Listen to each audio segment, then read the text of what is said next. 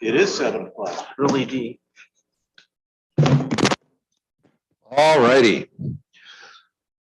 Ladies and gentlemen, I call out of recess Lee County Zoning Board of Appeals hearing on petition number 21P 1566, Gsg Wind LLC's request for special use permit to construct a wind energy conversion system within Lee Center, Sublet, and West Brooklyn Townships.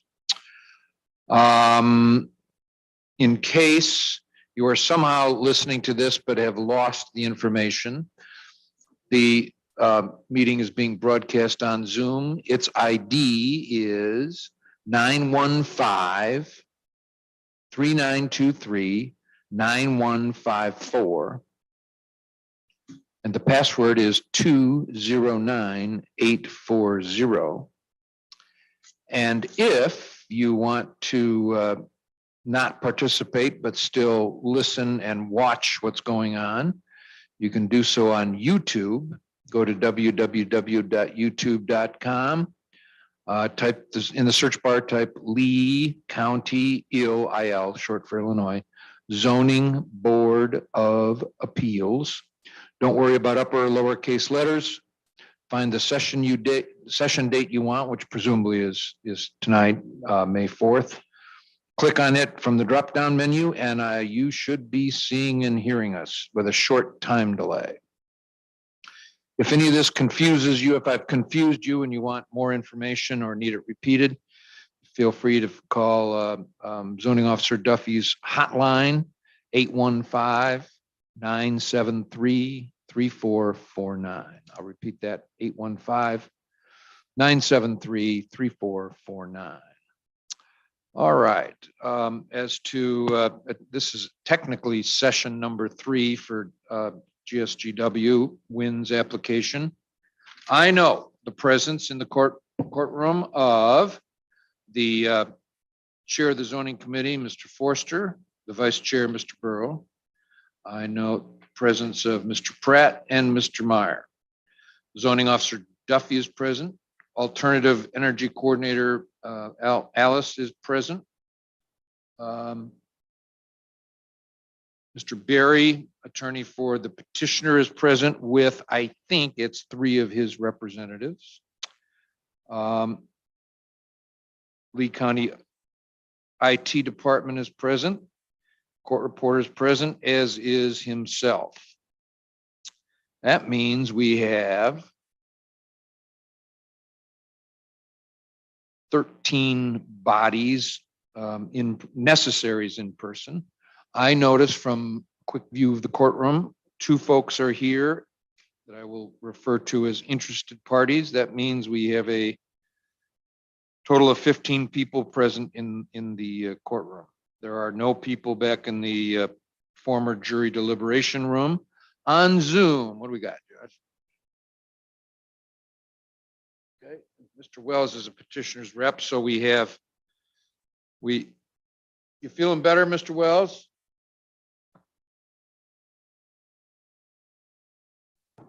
I am, yes. Thank you for asking. Good. 1 person on Zoom, which is a petitioner's representative, and no others appear on Zoom. So we have 1 person attending by remote. That makes 16 folks present. All right. Without further ado, I'd given my opening remarks back in April. The last session was April 13th, the delay due to scheduling matters. I noticed someone else that I'll call an interested party just walked into the courtroom. Okay,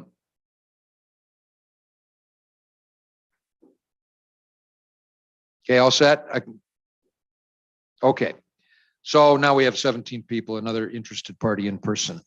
I was saying, I made my opening remarks, set the ground rules. We talked about available dates, which we'll do a little more at the end of tonight. But that having been said, I think we're ready for the petitioner to produce its evidence. Mr. Berry, you may. Thank you, Judge. I have 3 witnesses I hope to present this evening. And the first one of those I'd like to call to the stand at this time, Mr. John Wycherley. Okay, Mr. Wycherley, if you'll stand up and raise your right hand for me, please. Do you solemnly swear or affirm that the testimony you're about to give will be the truth, whole truth, and nothing but the truth? Have a seat up by me. Now, this applies not only to you, but any other people that testify. These microphones practically have to be swallowed, and I mean it. It's real easy to get away from them, but then nobody can hear you. So I may have to remind you, but it's just because I gotta. Mr. Wycherley, could you please state your full name for the record? Yes, it's John Wycherley. And could you tell us a little bit about your background, please? Yeah, my background is in renewable energy development. I've been working in the renewable development for 15 years, and I've been with Leeward for the past 6 years. What is your position of employment with Leeward Renewable Energy? I'm the Vice President of Development, focusing on wind development with Leeward. And what is your connection to the Gsg Wind Farm, the petitioner this evening?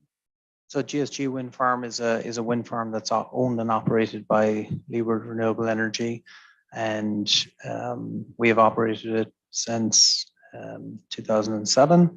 And my relationship with the project is when I'm doing new developments or on a repower, I step in on the redevelopment of those projects. Mr. Wycherley, do you have experience with other wind farms in Illinois? Yes, Leeward itself owns and operates 4 wind farms here in the state. A few years back, I think back in 2017, we permitted or re-permitted the repower of Mendota Hills, and repowered that in 2019, and I participated here on at that time on that project. And Mendota Hills is also a wind project in Lee County, is that correct? That's correct. Yeah, it's adjacent to GSG, and I believe was one of the first tubular tower wind farms in the state, and probably the first one to get repowered as well. Thank you. I understand you're going to give us an overview of the Gsg Wind Farm repower this evening, and that you have a PowerPoint presentation to assist you in that regard. Is that correct? Correct. Yes. All right. Can we ask the IT department to please load the PowerPoint presentation? Yeah, this one is, it should have the words Gsg Wind Farm Repower on the front of it. Yep. Oh, so it's the first one that you put up there. Thank you. You have hard copies? No, I don't think we have hard copies of that. Okay. I have one that I can mark as an exhibit. Good. That at least, yeah, that helps the record. Yep. Thank you. Okay. Thank you. So just moving on to the second slide, please. So Leeward Renewable Energy is a renewable energy owner, operator, developer that's headquartered in Dallas, Texas. The company has regional offices in San Francisco, Chicago, and in Houston. Leeward owns and operates 21 individual wind and solar assets across 9 different states in the US.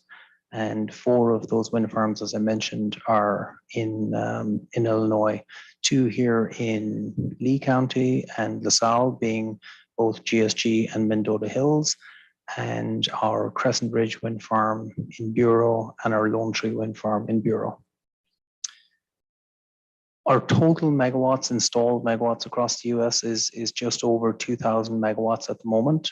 And again, that's across both wind and solar. We have just 1 solar project in operation in Texas.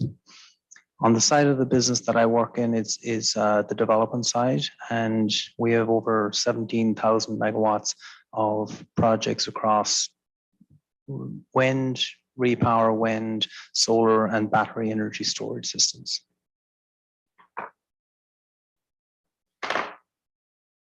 Next slide. So a little bit about the Gsg Repower project that we're discussing here tonight. The project went into operations in 2007, and had a total size of 80 megawatts. This 80 megawatts straddles both counties Lee and LaSalle. The current approximate project area covers just over 3,000 acres, 3,275. And as we go through the potential of repowering it, we will likely be reducing the overall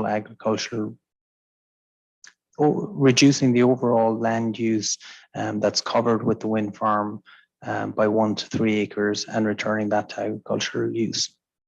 That will be defined a little bit better once final engineering comes, but right now that's the indication. The current project utilizes approximately 15 acres from its current footstand of both turbines and the actual roads. Its current interconnection into the utilities of ComEd are across 2 interconnections. One is at the sublet point of interconnection, which is where the majority of the Lee County turbines connect into, and is 26 megawatts in total. The second interconnect is down at the Mendota, close to Mendota town. All of the turbines and facilities are located on agricultural land, Ag 1, which is the existing project, and the majority of the new repower proposal will sit on existing parcels. I believe there's maybe 2 additional parcels being brought into the new project. Mr. Wycherley, there's a map on the slide that's currently on the screen. Can you describe the location of the existing Gsg wind farm, please? Sure. So what you're seeing here on the screen is areas in Lee County that are host to facilities as part of the Gsg wind farm. So on the very, very western edge are the parcels where the actual sublet substation are located. And to the northwest are where the sublet turbines are connected. Let's call them the sublet turbines. So everything that's going west into the sublet POI point of interconnection are on that northwest side. On the very southern part of the southeastern part of the map, that is where it's host to some of the turbines that are connecting down into the Mendota point of interconnection. And the 2 parcels on the northeast are where the current operation and maintenance building are, and a permanent net tower. So basically, the black areas on that screen are where current facilities are located and would be incumbent on new facilities if they were going to get passed. And so just to be more specific, the existing project has wind turbines near sublet, and then also wind turbines in the southern part of the screen of the map that's on the screen. Is that correct? Correct. The southern portion is right up against the LaSalle and Lee County boundary. So there are 2 spots, 2 different areas with wind turbines on them, with some space in between with no wind turbines, correct? That is correct. Thank you. The estimated construction timing for the Gsg Repower Project is likely to be March of 2023. If successful in the permitting and the economical analysis, we would like to begin the removal of the existing project in March and the installation of the new project going from May. So we would likely see it being overlapping for a short period, but essentially getting completed in 2023. That's currently the best estimate. And if I could just ask one more follow-up question, and you might have covered this already, but just to be clear, if the project is repowered, the new turbines will be located similarly in one of the black areas on the map, correct? That's correct. In largely in the same collection of parcels. Actually, in the same collection of parcels, I believe there's just one or two additional parcels added.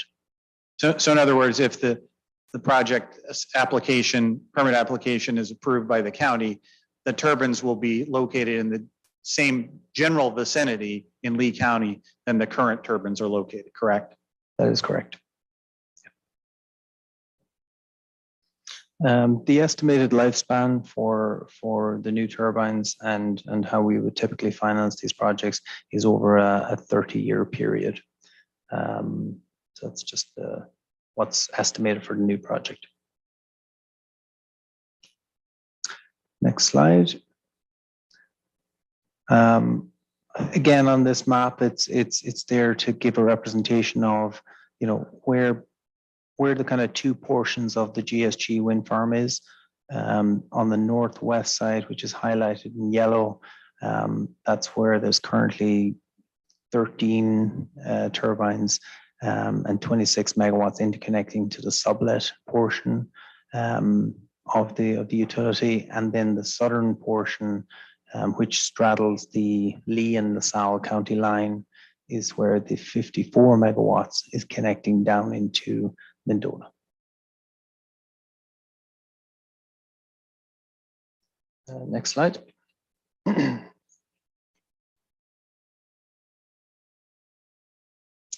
So in this image, we show the proposed potential locations for wind turbines, new wind turbines that would be located in LaSalle County. The overall project has, as presented, had 45 locations, and there are potentially between 13 and 16 locations that will be identified and located in Lee County in the same parcels as the existing project. So this just gives you a representation. It's a little challenging to see, but you can see the orange X's are all the potential locations that have been identified, and what our primary plan right now shows is a subset of those locations, which would be our primary design at the moment. What are the numbers associated with those, the subset and the? So the subset, and can I just get I left my note down here. Sure.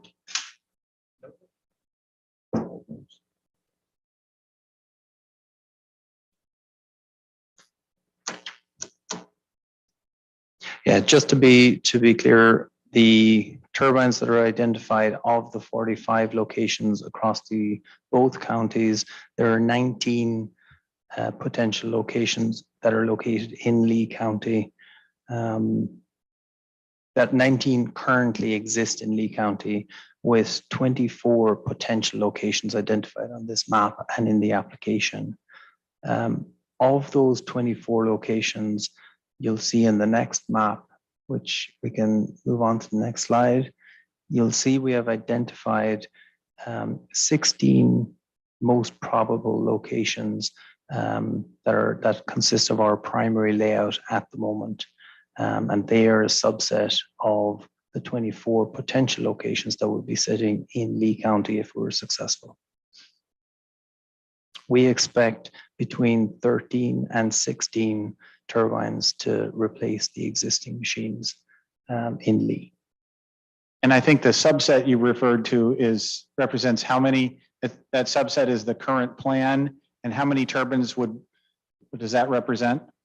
That currently represents 13 of the 24 potential locations, and the application, I believe, states a maximum of 16 locations in Lee County. So if things go according to that plan, the project would end up with 13 turbines in Lee County, correct?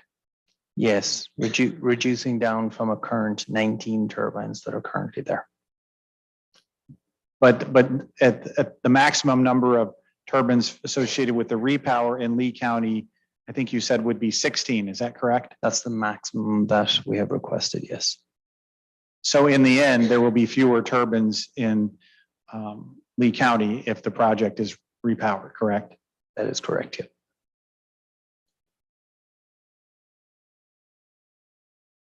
And again, just to be clear, this is a zoomed in image where you can see the red dots, which are the primary locations on the most northwestern portion of the project in Lee County. And the next image is a representation, if you go to the next slide, and that's the same representation, but for the parcels that are adjacent to the LaSalle County.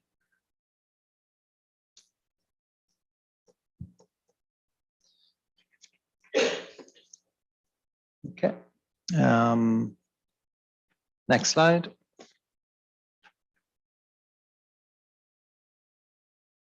So just running through some of the actual development items on the project.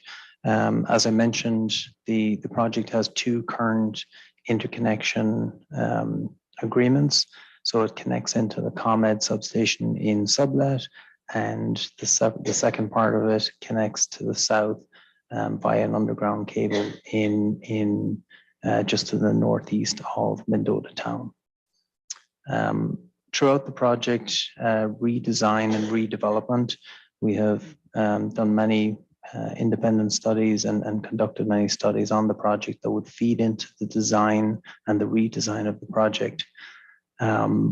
We, as submitted with the report, there is less turbines, albeit they are bigger, and the redesign of the project is showing no potential impact on communication. So we're not anticipating interference on communication towers in the project area. From an archaeological standpoint, the one thing on a lot of the repowers, we have redesigned in a method and a way to reutilize as much and disturb as minimal as possible new agricultural land. So from an archaeological standpoint, we have depended initially on the old studies of where the disturbed ground was initially. And once the final layout and design is completed, newly disturbed areas will be ground surveyed for any archaeological impacts and addressed at that time. From a land use and setback standpoint, again, the ordinance is pretty prescriptive here in Lee County, and all setbacks that are required by Lee County have been abided by and designed into the project.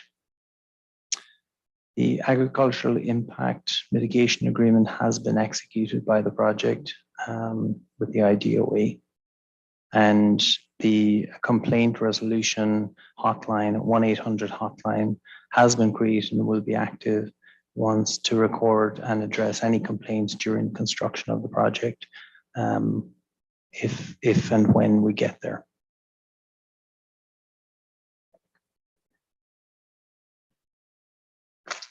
Next slide, please.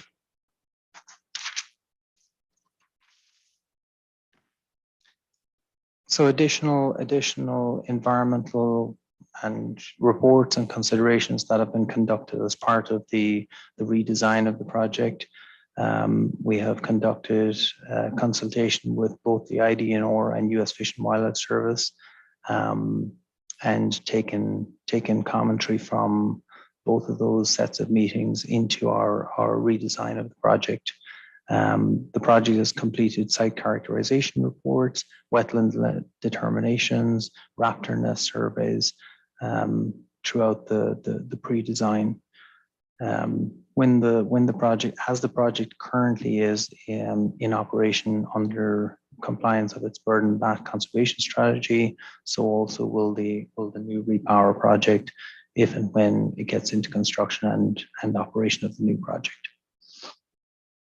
As the design of the project, you'll notice that we have identified a prime layout, and we have more locations identified, but in order to analyze the noise and shadow flicker, we identified what we felt was our most likely and most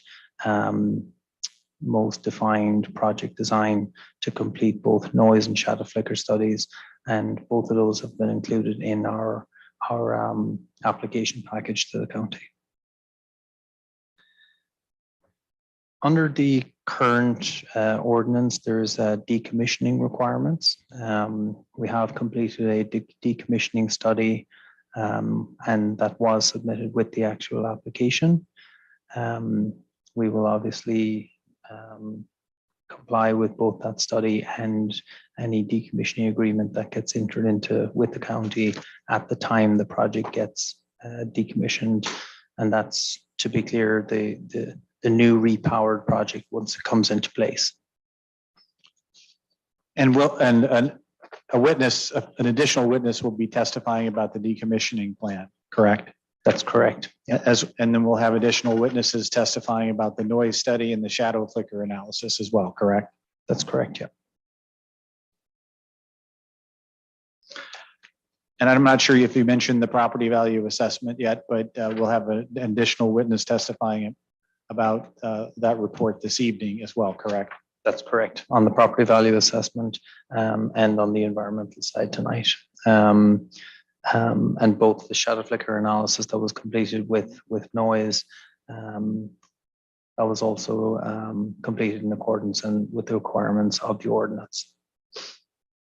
Decommissioning of the existing project, there was a report that we got conducted by Sargent Lundy, a Chicago-based engineering firm, that completed a decommissioning study which identified the methodologies of how we would propose to decommission the existing turbines that are currently in there. And detailed information is part of the application on how the existing project would get decommissioned. One of the items that has changed between the new ordinance and the old ordinance, there was a requirement in the old ordinance to remove cables that were within 4 foot of the top of the ground.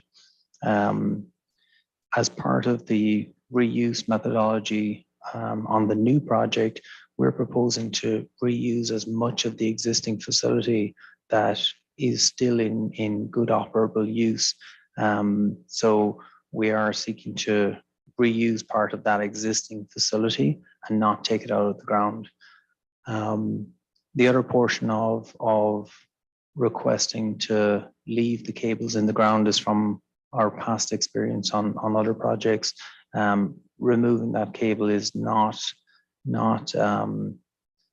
it's not suitable for both landowners or the owner operator. And a lot of it comes back to landowners that have already installed tile over the last 15 years that crosses the existing cable and is more destructive to remove that cable at this point. So part of the process would be to reuse as much as possible, and the balance would be terminate below the ground level and leave in situ. And for the record, Judge, I just want to point out that request for a variance can be found in section 3.9.1 of the permit application. And Mr. Wycherley, you mentioned the landowners. Has the project spoken with the landowners about their opinion on whether the existing cable should be reused or left in the ground? Yes.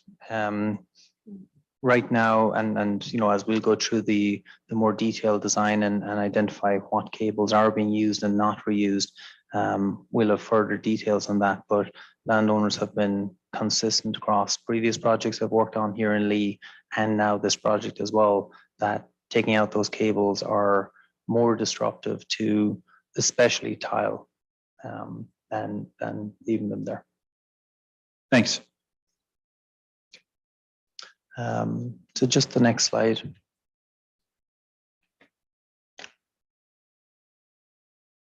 So just running through some of the benefits of this potential repower. As we all know, it's there can be a lot of work go into some of these developments, and the actual construction and build out of them actually happens in quite a short period of time. So it is an intensive labor period of construction. A project of this size, we're likely to see approximately 160 jobs occur at the site between the decommissioning and the rebuilding of the new project. And again, as mentioned previously, it would occur in the kind of time period across March, April through to the end of the year, so approximately 10 months. The local investment project of this size, the repower, would be approximately $140 million investment by Leeward into the project. And so you have a few key streams of income, both for the county, but also for the local landowners and the population locally. A large benefit for repowers really is the increased efficiency in technology today. And while these projects are built to stay operating for 20, 25 years, and this project obviously has not operated for that long. It's just come to a point that the efficiency of new technology and new turbines are actually outdoing the old turbines, and it's just an economic analysis really that puts it as the best thing to do for the project, which was a similar analysis and similar situation to what we had a number of years back in the Mendota Hills repower.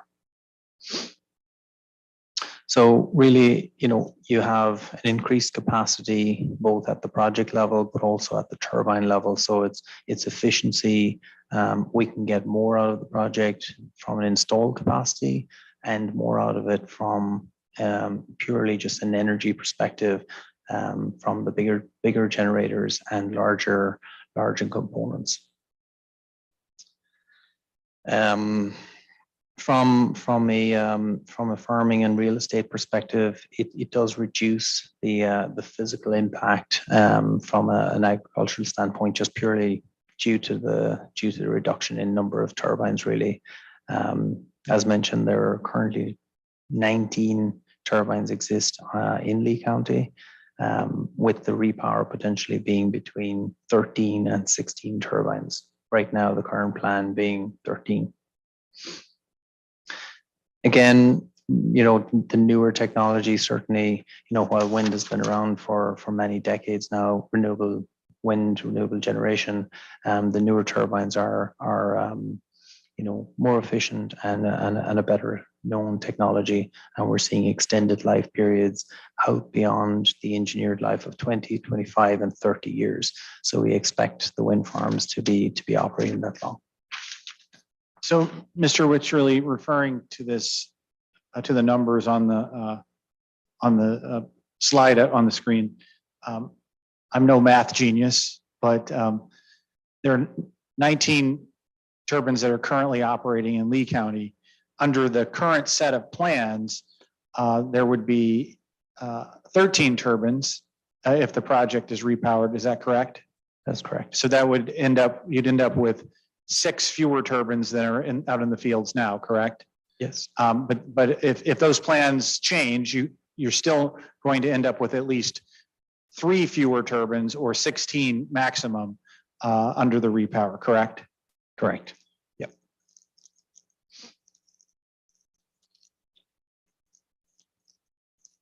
Next slide, please.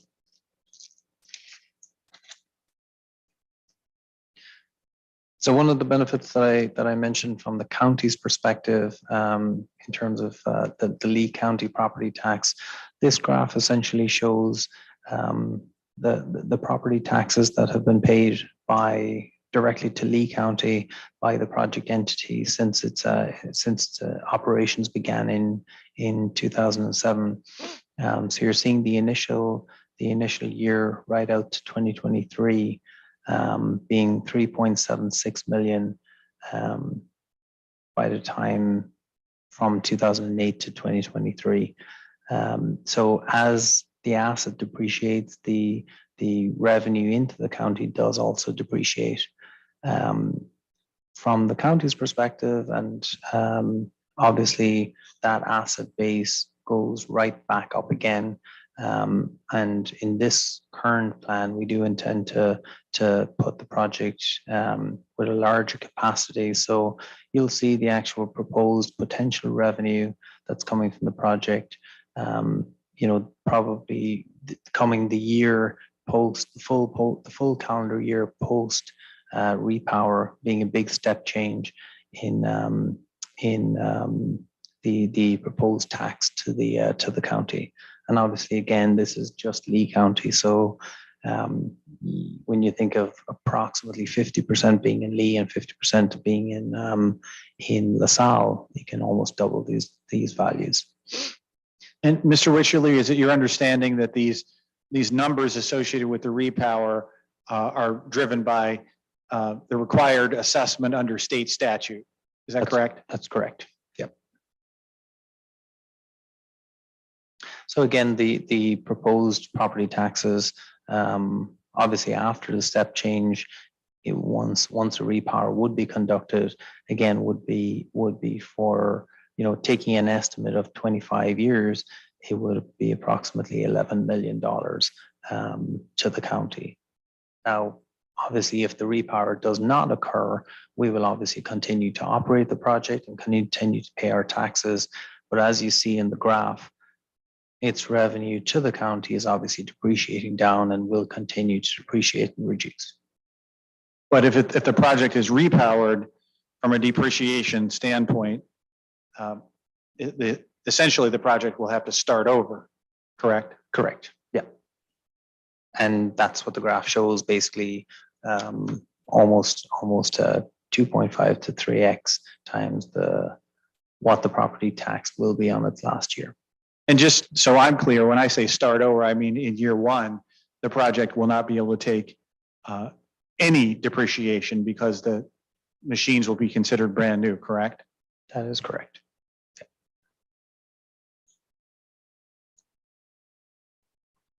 And that concludes the presentation. Right, Judge, at this time, I don't have any further questions for Mr. Wycherley. All right, so we'll begin. Mr. Boonstra, questions? No, sir. Thank you, sir.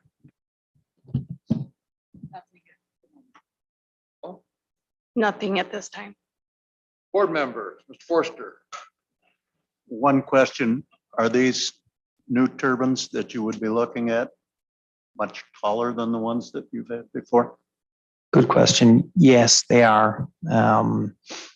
So the existing, if you imagine the existing tower height of the existing turbines, I believe is around 80 meters.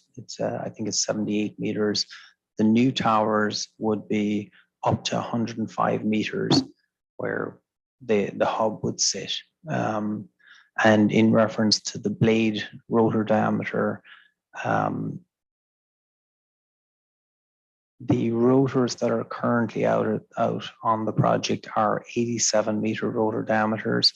And I believe the primary layout that has been proposed, even though there has been potentially 5 different turbine types, different turbine options proposed in the application, the primary one we're showing in the application is 140 meter rotor diameter. So yes, it is considerably higher. Okay. So are any of these, are you going to use the same foundation on any of these? No, that's not the plan right now. Okay. All right. That's all I have. Earl? Yes, following up on Mr. Forster's question, our setbacks are based, I think, on height. Did you calculate whether setbacks are going to change any with the increased height of the new turbines? Yes, the setbacks do change, and they are predominantly based on overall tip height. And we are complying with the setback requirements within the ordinance. What was the size of the current turbines as far as the output? 2 megawatt. Each turbine had a maximum capacity of 2 megawatts. And the new ones are planned to be what? The new ones range from the primary layout, the primary turbine, I believe, is 3.4 to 3.6. 3.4? Correct. And I believe the maximum turbine, that option that we have in there, is a 4.5 megawatt. But again, all that's stated very clearly in the application. Is there any that size currently being used in Illinois yet?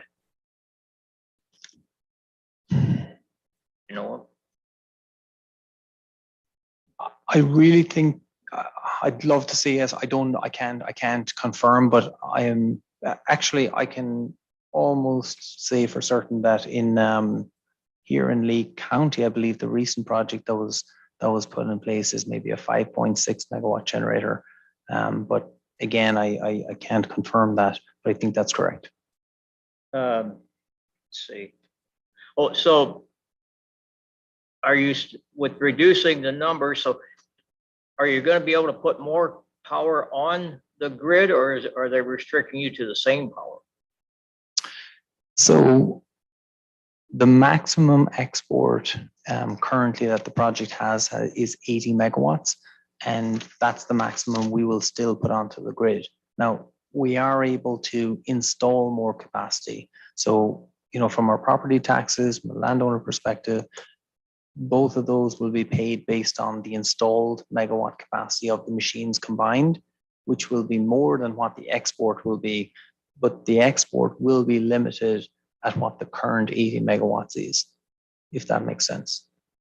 So it's almost, you can slightly overload, but limit at 80. And you mentioned about the buried wires connecting. You're going to use some of the old buried wire where it's feasible then? That's correct. Now, is that going to be big enough wire to handle the increased size of the generators in the wire that was previously there? Depending on the circuits, so, you know, predominantly yes on the home runs, because essentially we're not taking out any more power in terms of max power than the existing project was.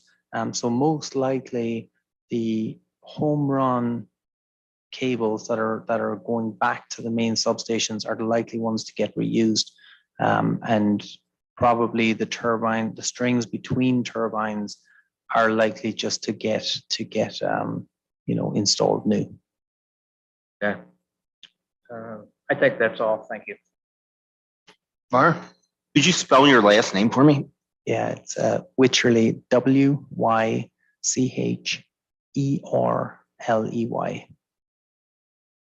Thank you.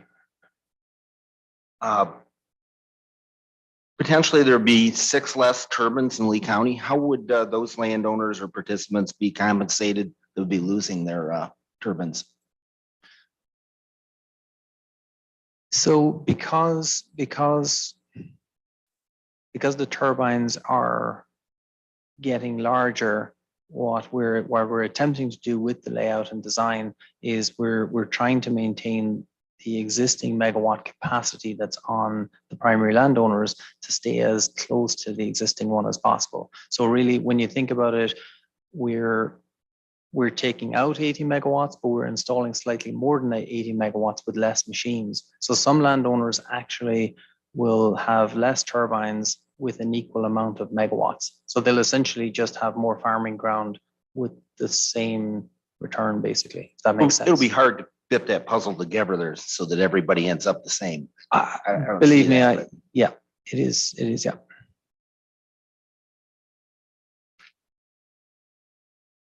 How big around are the current concrete foundations that are going to be taken out? I don't know that exact number off the top of my head. If you want an estimate, I would say it's 50 foot wide.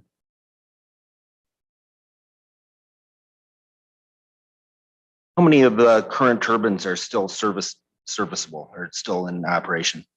All 40 turbines are currently in operation and will continue that way until the point where we decide to repower it.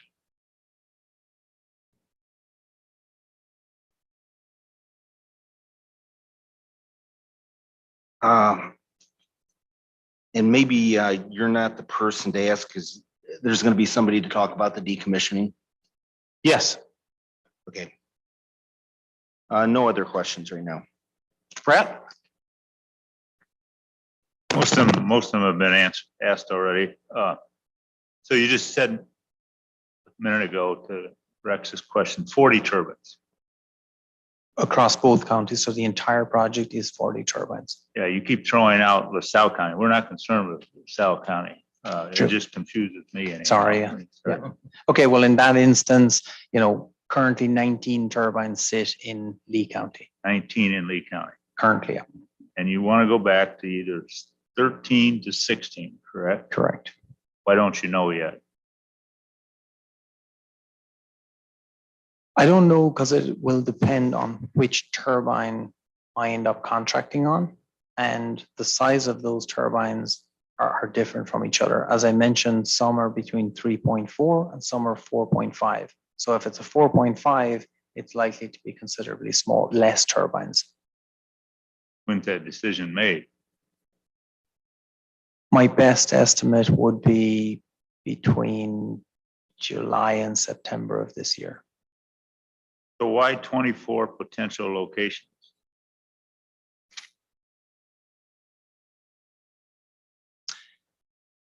As we complete any of the rest of the permitting, any of the rest of the diligence, the studies, the analysis that would come into the engineering of the project, we will identify what's the best project scenario, be it 13, be it 16. So at some point, we'll know which ones you choose. Absolutely. I mean, at building permit stage, we would specifically be saying what turbine locations, but we're giving what we feel is the best estimate right now. If I was told I had to build it tomorrow morning, I'm giving the 13 to 16 locations that I think I would build. These cables that you talked about using or unusing, how will the zoning office or anybody know which ones you use or don't use? Will we have an accounting of that? When I say we, the zoning office or zoning officer? We would supply IFC drawings with our building permit application, which will essentially, show from turbine to turbine and write home what cables. And within that would be identified what cables are being reused essentially. Further question? Before I get to interested parties, I have a number of questions. Some of them I just didn't quite understand. So can we go back to slide 2? I think it's 2.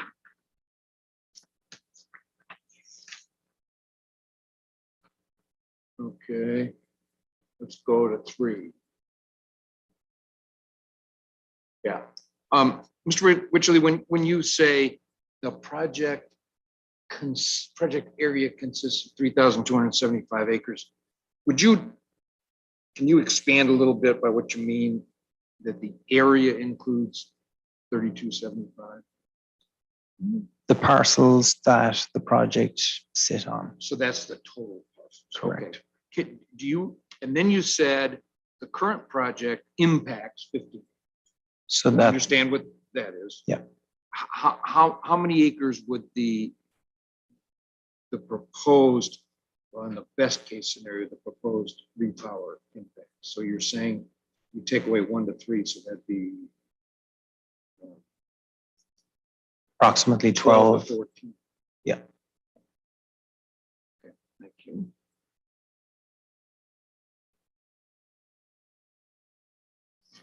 All right.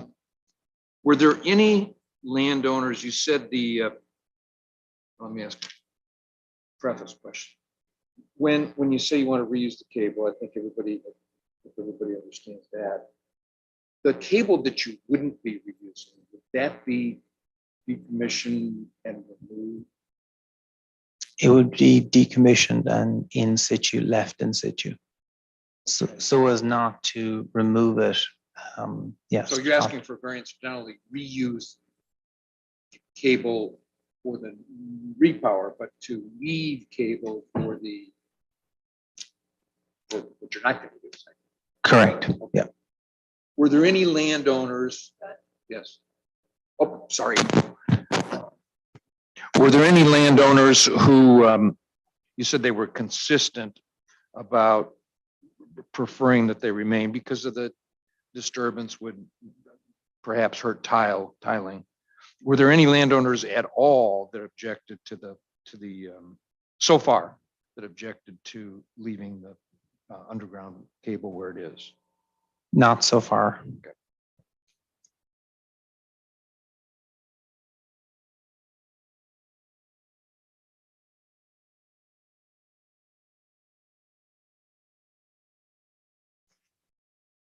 Okay. Yes, that. And again, it's just what I heard or couldn't hear. The present rotor width, or I guess it'd be diameter of the present WTGs, did you say they're 87 meters? That's correct. And did you say the new ones would be 140? Or 104? 140 is the prime turbine, but Okay. we have actually identified a bigger one as a potential inside there, I believe. Yeah, I heard you say. 150. Okay. Thank you. The present WTGs are almost all 2 megawatts. And then you said the new ones would run from the extreme, the low of 3.4 to 4.8 megawatts? 4.5, I believe, is the 4.5. max size. Yeah. Okay, thank you. And just to be clear, the existing turbines are all 2 megawatts. All right. Next set of questions. I gleaned from my pretty thorough reading of the application. So please, if you don't know the answer to a question, they are just questions I have for purposes of suggesting motions to the board. And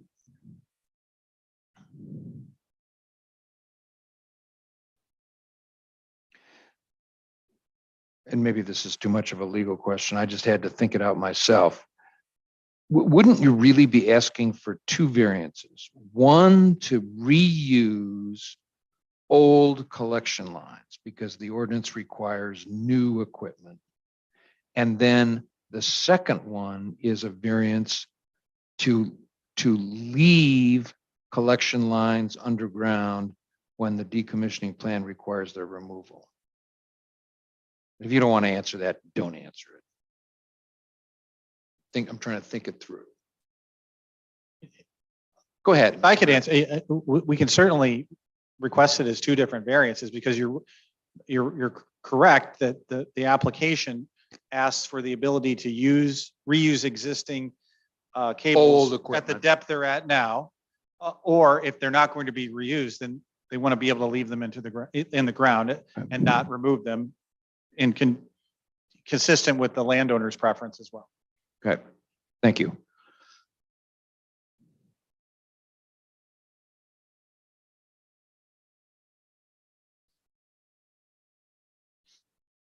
So I just to clarify, so if the board would prefer to make two votes for two separate variances, by all means, whatever the judge prefers and whatever the board prefers. Mr. Witcherly, on pages 5 through 8 of your application, it talks about environmental matters. And if you don't know the answer to any of these questions, please, I don't expect you to know everything. It doesn't mention whether or not GSG submitted an Ecocat review through IDNR's website. Do you know if it did? Yes, it did. Okay.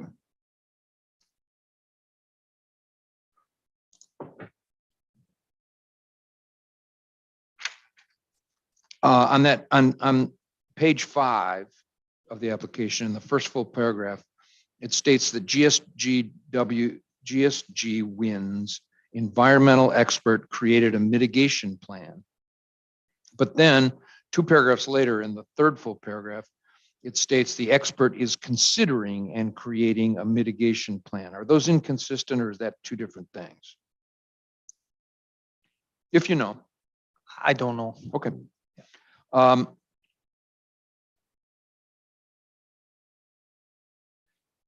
It's not mentioned on page 5 through 10 of your application, whether or not you provided copies of the project summary and site plan to emergency service providers as required by the ordinance. Do you know if you did or did not? I don't know if we did. Okay.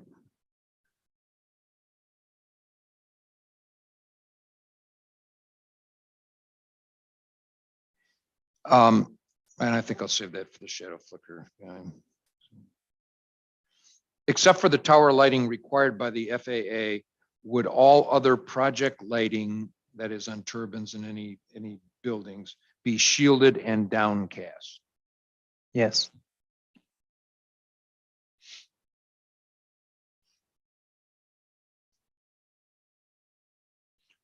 If you know, do you know whether the Burns and McDonald sound expert noted on pages 5 through 14 of your application was found qualified by Ms. Duffy and the Lee County engineer to do the study? I don't know. Okay.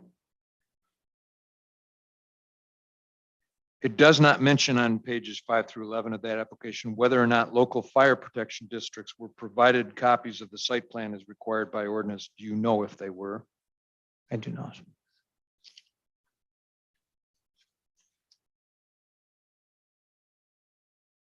If you know, during construction or during operation, would the WEX development produce any of the following? Heat.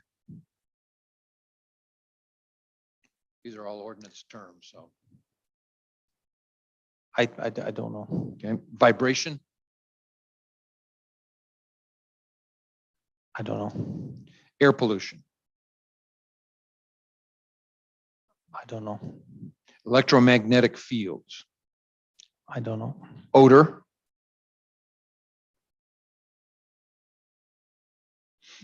I don't know. fire or explosion hazards, I don't know. toxic or noxious materials, I don't know. hazardous material. I'm not sure I know the difference, but that's what the ordinance says. So Was the question, would it produce it? produce hazardous material. I don't know.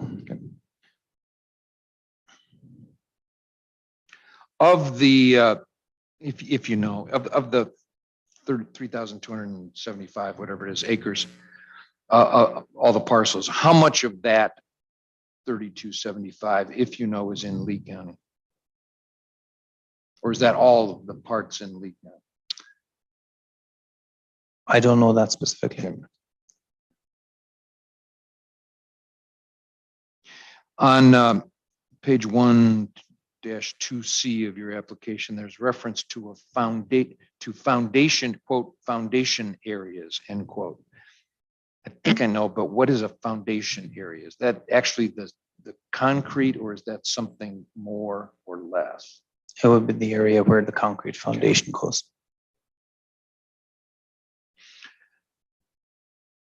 Then and lastly, on page 1-3I of your application, there's reference to a participating group, quote unquote, participating group. What is meant or who is included in the participating group? That If you would, know. that would be landowners who have signed easements, agreements with the project entity. So the project entity plus landowners that have agreements. Correct. Okay, thanks. Okay. Very good. Interested parties, questions of Mr. Wycherley. Now's the time. And we have microphones for you. So if you have a question, raise your hand. Those in the room where it happened. Sure, come on up. The only microphone live tonight for you folks is right behind Mr. Forrester. No, right behind Mr. Forrester. That one over there. That's the closest to her. Be close to the mic. Yeah, you got to get real close. You can pull it toward you, I think. Oh, yeah. So, Let's start with your name. sorry, my name is Lorraine Kittrell. Lorraine, do you live in the proposed project area or within Yes. 1,000 feet of the footprint? Yes. Okay. I hear that there's, talk about concern with the landowners that are not going to have the windmills put. Pull the mic. I'm Put- sorry to keep That's all harassing right. about that. I I do it can't hear too. if I can, I I know. can hear it now, yeah. So I have a windmill directly across from me, maybe 1,800 feet or whatever. With these new turbines, is that going to be a greater distance from my property line? Or like, what is exactly the distance between having, a residential house and an actual windmill? So the one thing, I mean, I can't speak specifically to which turbine you're referring to, but as one of the members questioned me earlier, the siting location of the turbines is based on setbacks from tip heights. So naturally, that would mean that the turbine is most likely further away from. Further away? Yeah. Okay. And is there any potential monetary whatever for people that have these projects like forced down their throats? I don't like the windmills at all. Makes a noise, Well, that's just a minute. I know it's hard. Just now's the time for questions.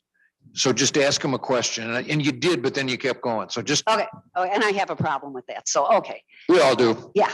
Is there going to be any type of a monetary settlement or whatever you want to call it to the residents that are affected by the windmills, but obviously not on, their property? Because I see that the landowners are. No, gonna be- that's a question. Just stop there. Just stop there. Okay. It's a fair question, but just stop. So not homes that are not affected, not homes that are not participants of the project, essentially. But we still have to just accept that this is something that is going to be put out without any type of compensation for our, for the joy of living where you live. I mean, just the whole thing like that, the noise, all that type of thing, no compensation for anybody having to deal with those issues. We will operate within the guidelines and the ordinance and the state statute. But beyond that, no.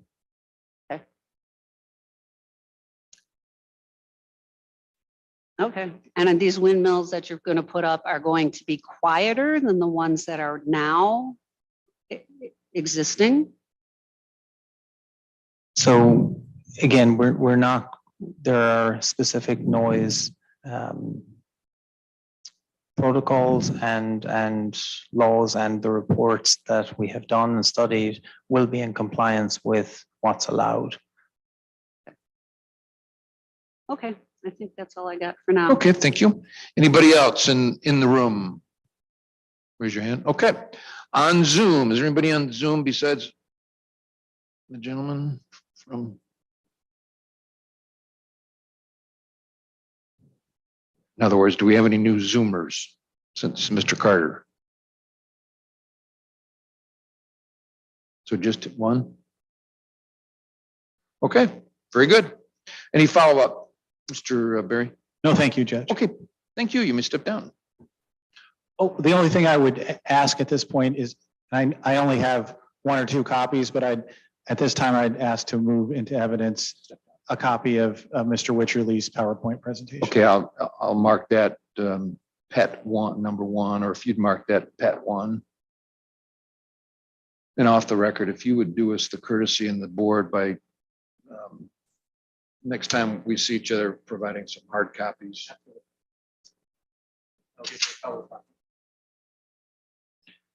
And now I think is a good time for a break. How about, well, we can't pay attention to Mrs. Duffy's clock on the wall, so how about 15 after? By your cell phones, which is the accurate time after all. Your Honor, the clock in the hallway is correct. Oh.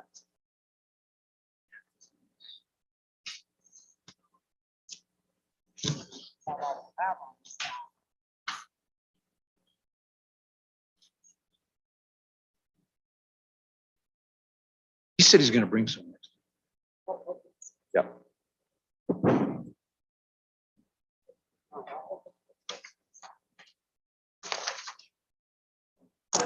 so sorry. Oh, I didn't. Okay. Sorry about that. Okay, can I keep this seat or should I go back and sit in my other seat? I might have more, yeah. So go and sit in the other seat and then sit.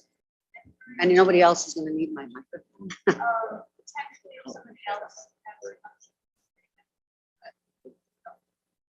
Okay, I'll stay here.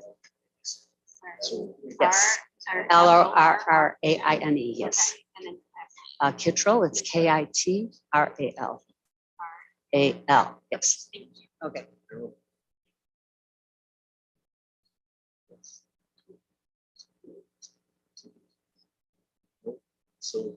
But yeah,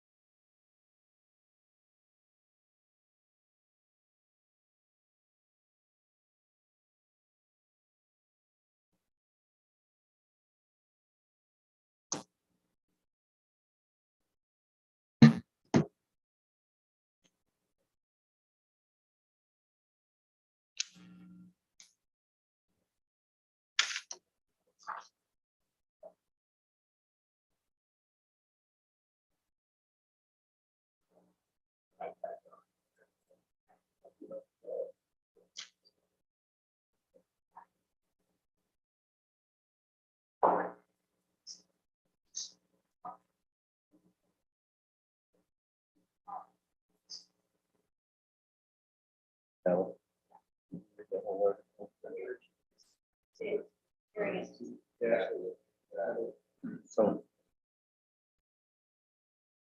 Question.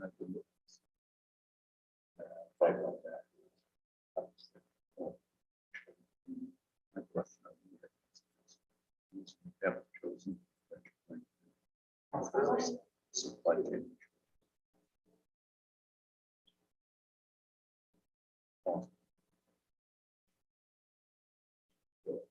I can show you my video.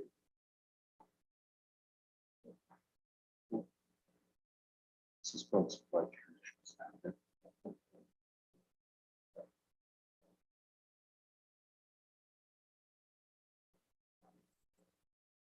I'm sure.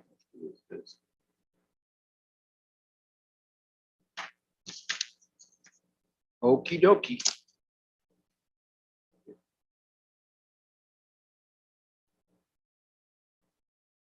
Thank you, madam. It's not there.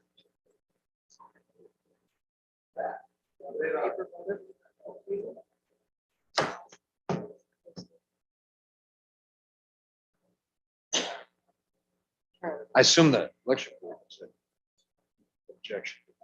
Try to pass this as we get.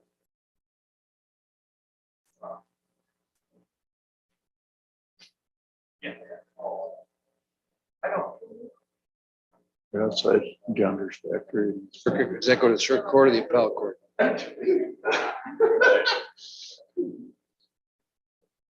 One of them is 500. Sure, that one of those. 40 foot. No, Are you ready? yeah, she should. That's programs. See, some of those administrative decisions go to the circuit court and some go right to the appellate court. And So if they're not at a dealer's, now they moved all the feds. That's the difference. sure, If they can't ship them to the dealer, I gotta believe it goes to the appellate Someone- court because they it don't went to want- the circuit court, then Nobody's gonna it give them needs their time. used gun. Then if they don't like that, then it goes to the appellate court and they need time to hear it. And that won't make election. Now, typically, for the John Deere dealer, having been one, they start shipping new combines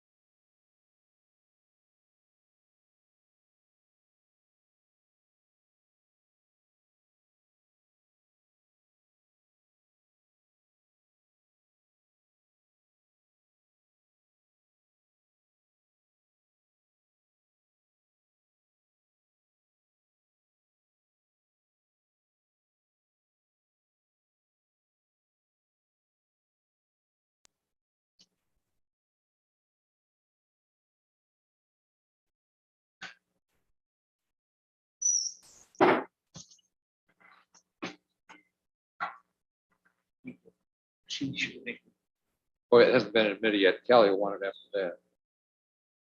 Could you give me one? I know. But she left one. last. All right. Anyone have a stand? So solemnly swear that the testimony or affirm the testimony you're about to give will be the truth, whole truth, and nothing but the truth. Have a seat. Welcome back. Thank you. I have been handed a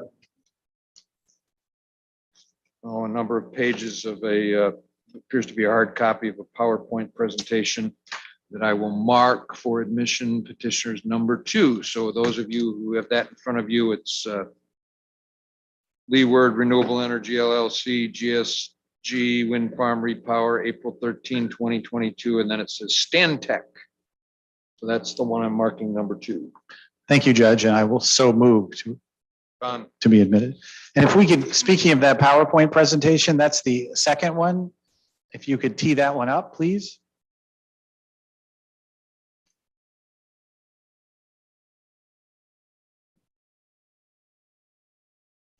Perfect, thank you. All right, good evening, Mr. Vanderwall. Good evening. Could you please state your full name for the record? Sure. Terry Bandywall. And could you tell us a little bit about your background, please? Yeah, I'm a principal biologist with Stantec Consulting Services. I do have a bachelor's degree in animal ecology and a master's degree in biology. I manage Stantec's Independence, Iowa office. And my office is primarily a renewables office, working mostly on wind, but also solar. And I manage a group of biologists there. I've been an environmental consultant for 29 years now, the last 16 of those in the renewable field. Again, working mostly on wind projects, doing both pre and post-construction wildlife surveys, primarily birds and bats. But we also do wetlands. We do cultural resources, hazardous materials, really all of the environmental studies associated with wind projects. And I and my staff have worked on 38 wind projects here in Illinois. So you've previously evaluated wildlife and environmental issues at wind energy projects, correct? That's correct, yeah. And can you confirm then that you have at least 10 years of experience conducting wildlife assessments, impact studies, and mitigation plans? Yes.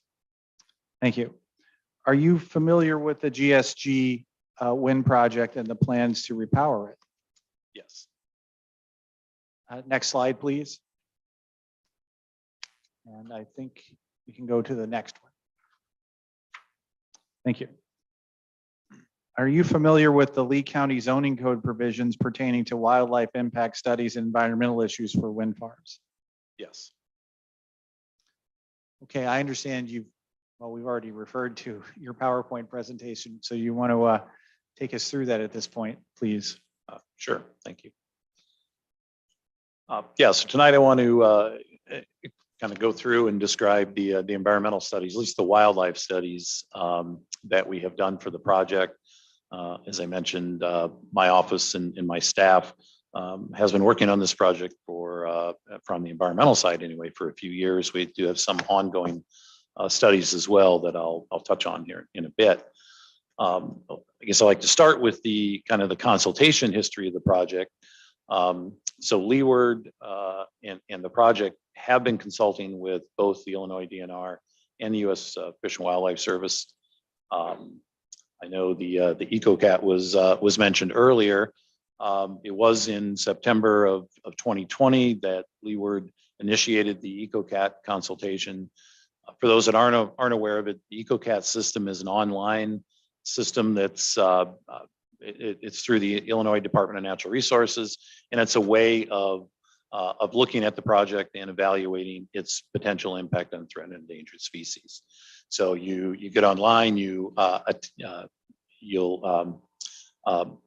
attach a project boundary. So we'll tell the system where the boundary is, and then it outputs what threatened and endangered species are known from the areas. So it puts a buffer of about a mile, 1 to 2 miles, depending on the species, around a project, and then it'll tell us whether there are any known records of state-listed threatened or endangered species in the area.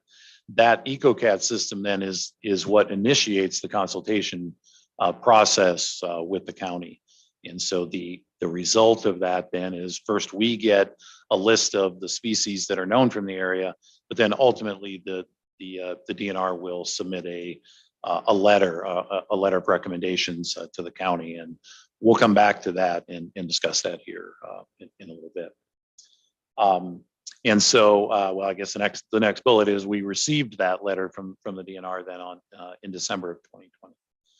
Then in February of 2021, Leeward and I met with the U.S. Fish and Wildlife Service to provide the U.S. Fish and Wildlife Service information on the project, background on the history of the project up to that point, and the proposed plans for repowering the project. I then discussed the environmental studies that had either been completed at that time or the ones that we were still working on. Fish and Wildlife Service asked a few questions about bat habitat in the area, which we'll discuss here in a few minutes, and also about eagles, which we'll touch on here in a bit too. During that meeting, the Fish and Wildlife Service did not recommend either a permit under the Bald and Golden Eagle Protection Act or the Endangered Species Act for the project. Mr. Vanderwall, did you or did Stantec prepare a site characterization report for the repower of the GSG Wind project? Yes. And is that report Appendix F in the permit application materials? Yes. Yeah, that and the site characterization report, actually, next slide, please. The site characterization report was prepared using the U.S. Fish and Wildlife Service land-based wind energy guidelines as the model. Those guidelines lay out a tiered approach for assessing the wildlife impacts at a project. And so tier 1 takes kind of a big broad look at the area of the project area. So we look at where does the project area fit in on sort of a statewide or even a regional look at and how does it fit in with maybe migratory patterns of birds or things like that. Large kind of ecological communities. Tier 2, then we take a closer look at the project itself, at the project site itself. So we look at the boundaries. This is where the Ecocat comes in. So now we know whether are there any known threatened or endangered species in the area as well, or have they been recorded there previously? So it drills down, looks just at the site. And then the tier 3 are the field studies where we go out and we actually are surveying for potentially for animals. And so we are doing an avian study at the project right now. So bird surveys, those are the tier 3 studies, and we'll talk about those here in a bit. The tiered approach does then extend beyond post-construction as well.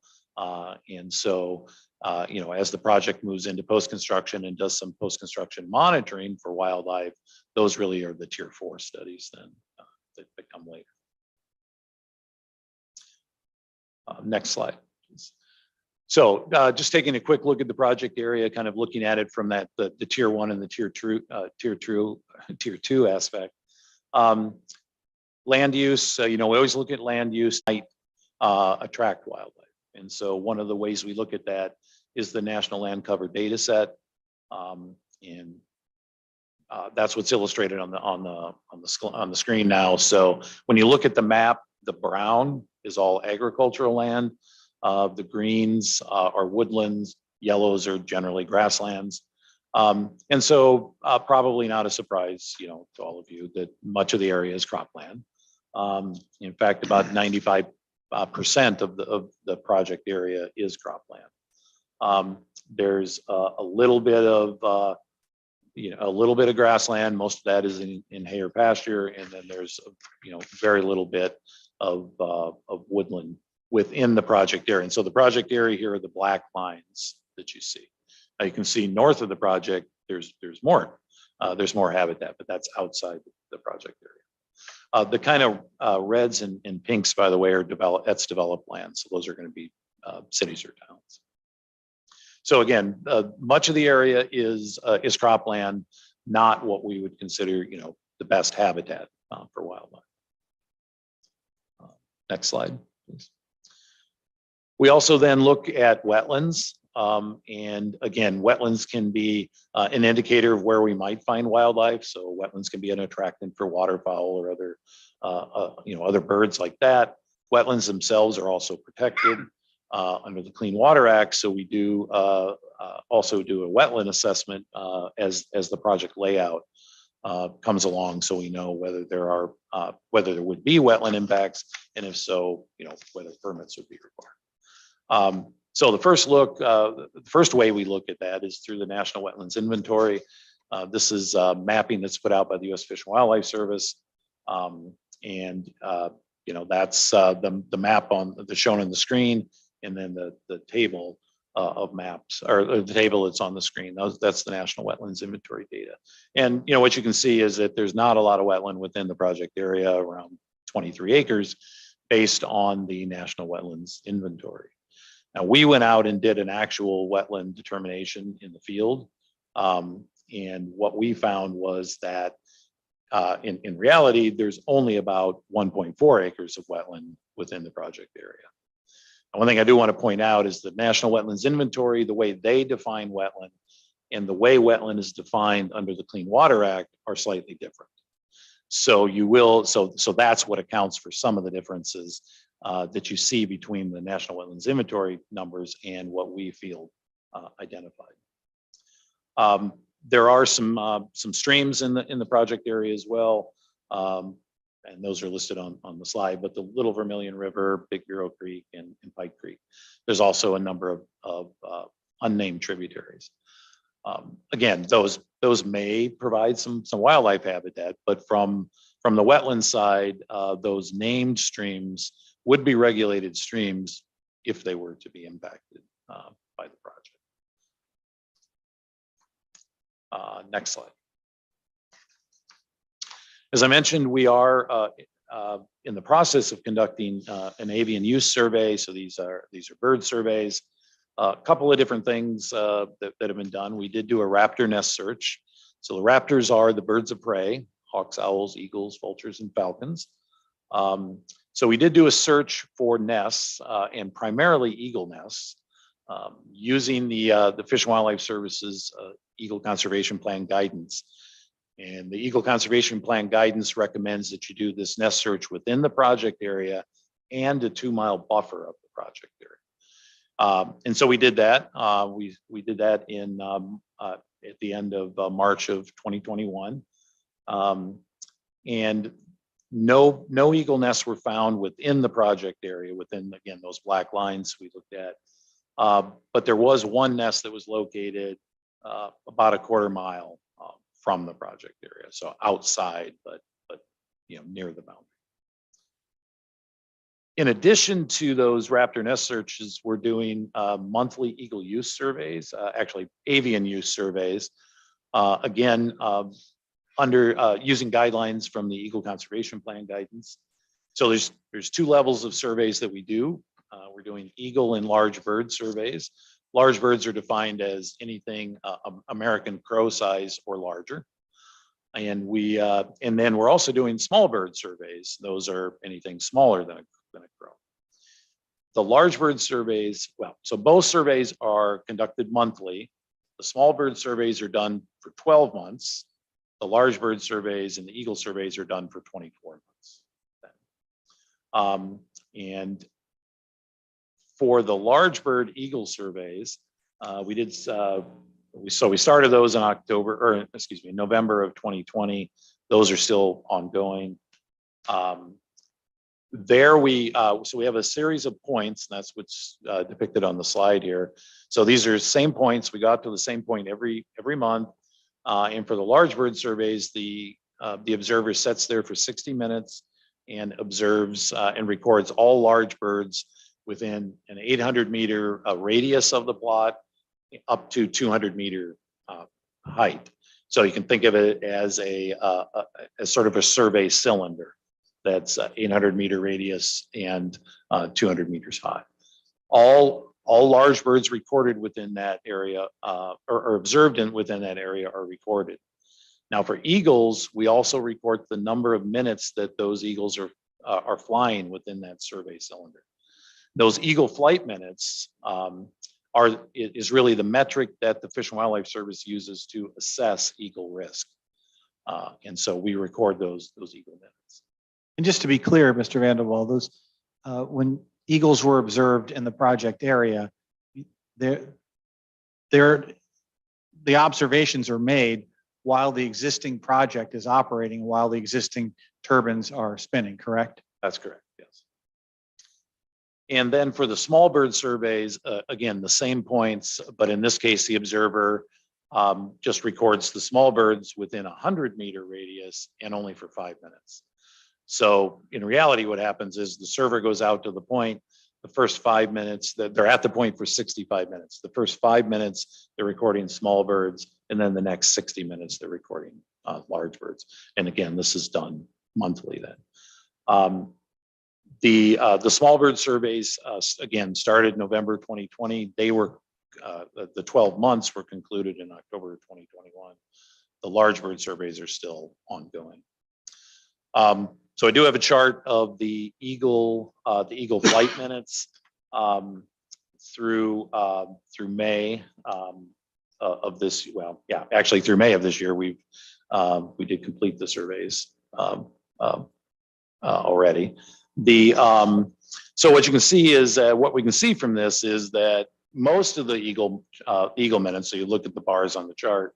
Most of those are occurring during the winter months. Essentially, what we'll see here in the Midwest with eagle use is that essentially from September through March, maybe April is when we'll get the highest use. Typically, it drops off during the summer months, unless you've got nests around. Then you might get some use. So that's exactly what we're seeing here. We see that that use is occurring really over those winter months. And you can see that, in September of 2021, there is the big peak where we did have, the larger number of eagle minutes that may or may not correspond to more eagles, though. Remember, the eagle minutes are just the number of minutes that an eagle was flying within that cylinder. So where we have 17 minutes there, that could have been one eagle soaring within the survey boundary for 17 minutes. So again, you can't equate that to abundance of a number of eagles. It's really just those eagle minutes. All right, next slide, please. So if we look at migratory birds, so these are the birds that we're recording, the species we're recording during the surveys. As we've already said, there's limited habitat within the project area. Most of the area is cropland. There are a few streams, not a lot of woodland or grasslands, so not a lot of native habitat for wildlife. Nevertheless, we do see birds. The 5 most commonly observed small birds, which are listed on the screen, European starlings, red-winged blackbirds, English house sparrows, cliff swallows, and black-headed cowbirds. Those are all really common species that you would expect to see here in the Midwest in an agricultural setting. 2 of those species, the European starling and the English house sparrow, are not native species. They're introduced. But these are, again, exactly the species we would expect to find. The 5 most commonly observed large bird species then, turkey vultures, Canada goose, these were mostly during migration, red-tailed hawks, American crows, and kestrels. So kestrels are the little small falcons that you can commonly see around. Again, these are really all the species we would expect to be the common ones, again, here in the Midwest and in these agricultural areas. We have observed to date 4 northern harriers. Northern harriers are a state endangered raptor. They're a hawk. So they're a diurnal bird. They hunt during the day and they hunt really low to the ground. They fly low to the ground and look for their prey. So as a result, they typically are going to fly below that rotor swept zone of the turbines, right, where the blades are at. As a result of that, across the country, Harriers are commonly seen at wind projects during these types of surveys, but they're rarely hit by turbines. There's rarely mortality of northern Harriers. And again, it's just because of their behavior flying below the bottom of the blades.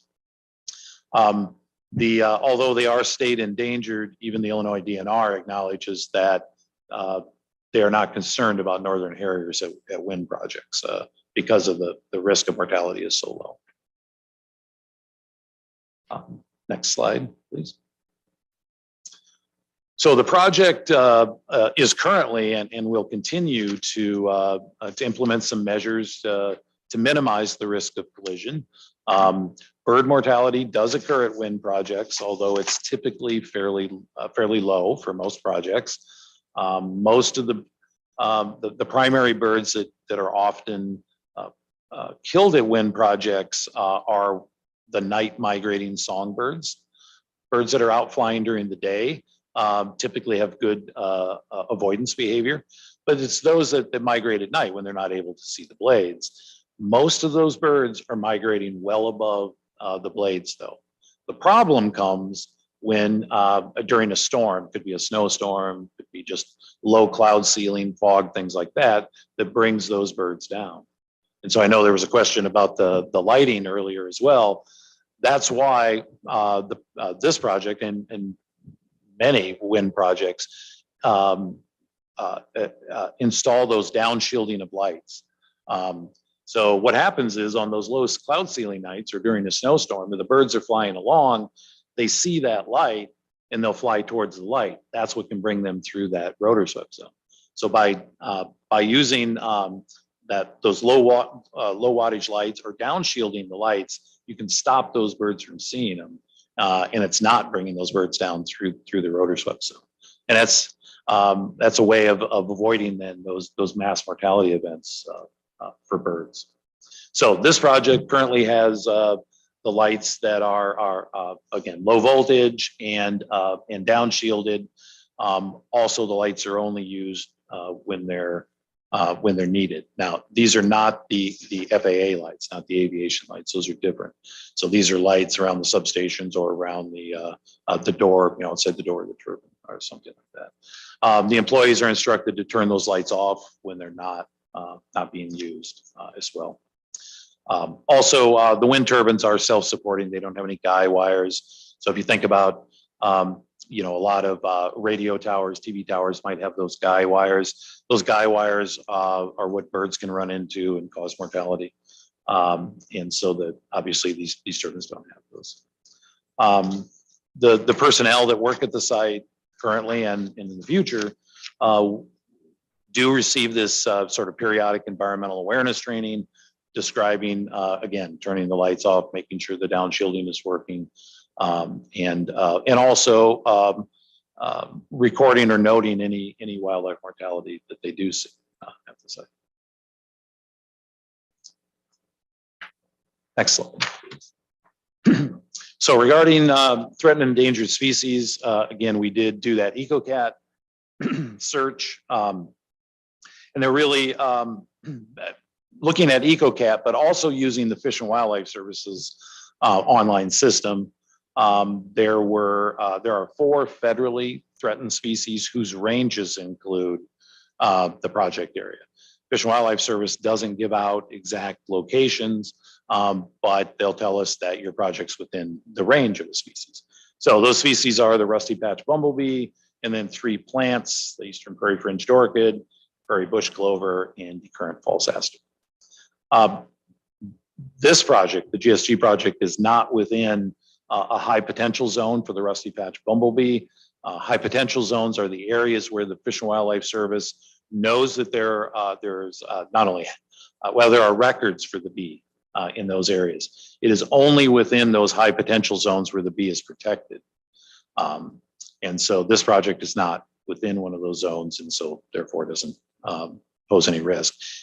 Even if the bee was here, we'll just point out, it's not the spinning blades that are a problem for the bee. It would really be habitat loss.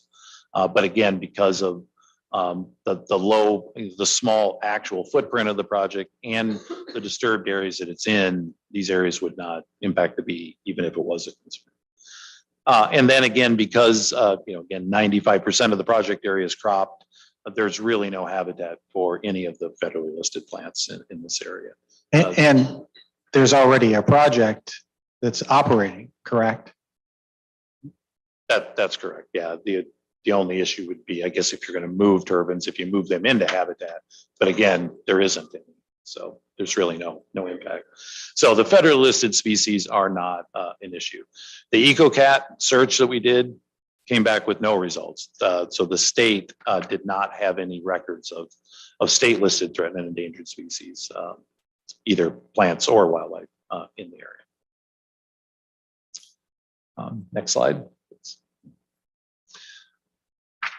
Like birds, bats are killed at wind projects, and this project is within the range of 2 federally and state listed species, and their ranges include both Lee and LaSalle counties, but the Indiana bat and the northern long-eared bat. Next slide, please. So when we look at bat, the risk to bats, there are really 2 ways we look at it. One of those is summer risk. So these bats migrate, they come here during the summer, and the females have their babies here. And these bats are woodland bats. So the females, they'll migrate back to this area. And for Indiana bats, they get under the bark of dead or dying trees, the females do, and that's where they form their maternity colonies. And so they'll have their pups there. Northern long-eared bats do the same thing. They just use slightly different trees. But essentially they're using the woodlands. So if we're going to look at summer risk, we do the bat habitat assessment we do is to look at, where are the woodlands and whether we have any suitable habitat. So as you can see on this on the slide, based on the habitat assessment, there is no suitable summer habitat within the project area. Now you'll see that there is a category for unsuitable summer habitat. The suitability of the habitat is, first of all, you have to have woodlands, but it has to be the right size woodland as well. These bats will not use woodlands that are too small. So essentially, if they're under 15 acres and not connected to some larger woodland, then they're considered unsuitable, and the bats are not using them. So in this case, you can see no suitable summer habitat. So this project, then we would say, does not have summer risk to the bats. There is still always the potential for fall risk during migration. All wind projects within the ranges of these bats are going to have fall risk, right? The bats migrate through. There's no way to tell exactly where they migrate. And so there's always some level of fall risk. And the DNR, so next slide, please. The DNR acknowledges this in the letter, the recommendation letter then that was sent to the county. We'll kind of go through those recommendations, but the first one does relate to this risk to bats and bat mortality. And so recommendation 1 really was the DNR recommended that the county that the project curtail the project at below 5 meters per second, below a wind speed of 5 meters per second, between July 15th and October 15th. And so what that curtail means is raising the cut-in speed to 5 meters per second. So the cut-in speed is the wind speed at which the blades begin turning and generating power. So the manufacturer's cut-in speed for, generally for turbines is maybe 3 or 3.5 meters per second. What we know is that there is this inverse relationship between bat activity and wind speed. So as wind speed goes up, bat activity goes down. And if you think about it, that's because you've got this little animal that only weighs about as much as a nickel. And so if you got a really high wind night, it can't fly. In addition, they eat insects. And so on those really windy nights, their insect prey are not flying either. I'm sure you've all, seen this. You're out in the summer and it's a nice calm summer night and mosquitoes are biting you, but you go out the next night and the wind's blowing, mosquitoes aren't biting you, right? The insect, they can't fly in that strong wind either. So the way to reduce, currently the best way to reduce bat mortality is to raise that cut-in speed. So the DNR is recommending 5 meters per second. The project, so Leeward is though, their plan is to raise that cut-in speed to 4 meters per second between when the temperatures are above 50 degrees, and again during that same period. So July 15th, October 15th. So why 4 meters instead of 5 meters? Well, there is research out there to show that bat mortality, if you look at bat mortality at 4 meters versus 5 meters, there's a lot of overlap in the mortality or in the reduction in mortality that occurs. And so what we see is at 5 meters per second, you get between a 47 to 87% reduction in overall bat mortality. But at 4 meters per second, that range overlaps. And you get about with 4 meters per second, you get around an average of 62% a reduction. But when you look at the range for those two wind speeds, they actually overlap. So statistically, there's not much difference or very little difference in the reduction in bat mortality between 4 and 5. So in other words, 4 meters per second, we feel is equally protective as 5 meters per second. So again, the project plans to raise cut-in speeds to 4 meters per second, feather the blades below 4 meters so that below the cut-in speed, the blades are not freewheeling. So what we know is that even if you raise cut-in speeds, but you allow those blades to freewheel under the cut-in speed, bat mortality will still occur. By the way, if you did nothing else but feather blades below the manufacturer's cut-in speed, you would get about a 33% reduction in overall bat mortality. So that alone reduces bat mortality. Raising to 4, though, we can get around a 62% reduction. If at some point during the operation of the project there is a mortality of one of the listed bats, or if Lee were decide that the risk was greater, they may choose to pursue an incidental tank permit for the bats at that time. The project has been doing through its wildlife incident reporting program. The staff have been recording wildlife that they find, including bats, and to date, there have been neither of the listed species. No Indiana bats or northern long-eared bats have been found. Next slide, please.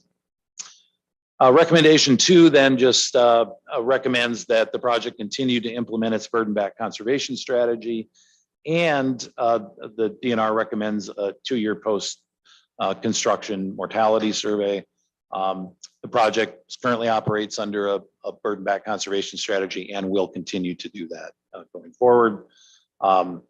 If the project is repowered, that BBCS will be updated to reflect the new project, in addition to these avian studies, that we're currently doing. And then Leeward will conduct the 2 years of post-construction monitoring. So this is post-construction wildlife monitoring now. So essentially walking around under the turbines, looking for dead birds and bats. These will be conducted during the fall because that's the period of risk for this project. And the searches will be conducted on the gravel roads and pads.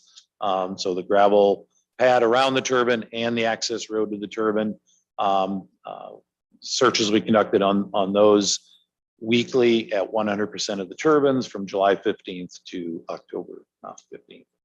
And then as part of those, we do these search efficiency and carcass removal trials. These are really bias correction trials. So we know that searchers are not 100% efficient, and we know that scavengers, foxes, raccoons, whatever, drag off the bats, haul the bats away before the searchers can find them.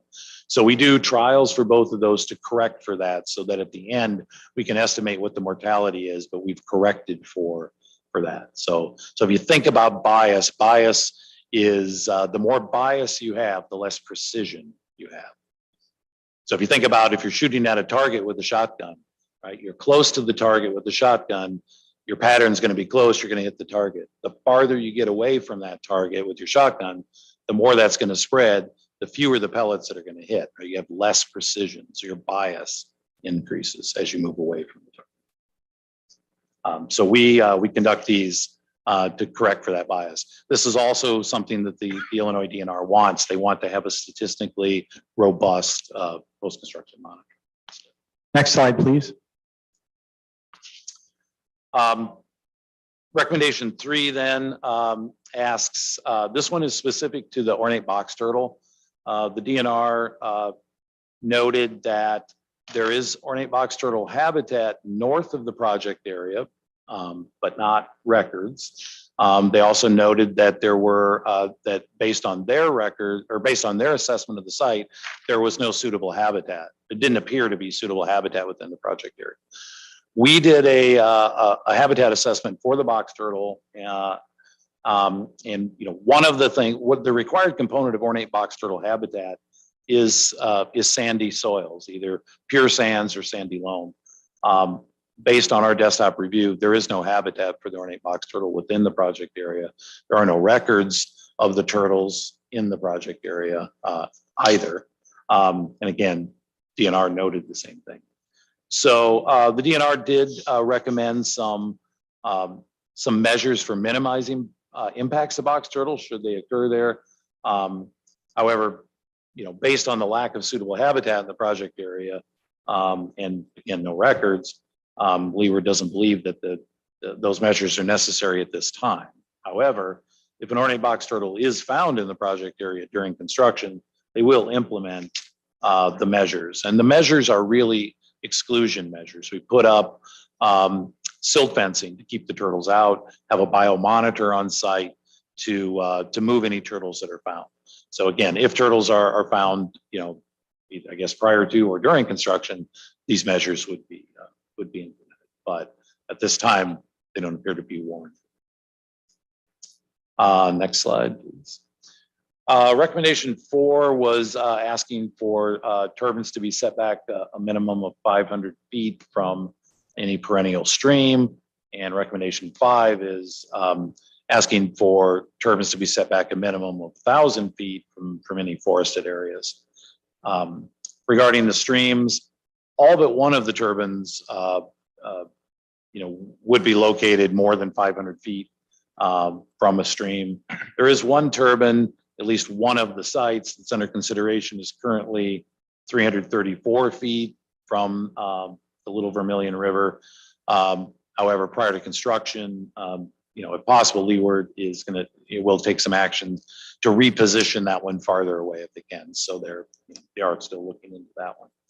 In addition, though, the construction contractor will be required to implement erosion control measures and prepare a stormwater pollution prevention plan, which will prevent soil and other sediment erosion into the streams.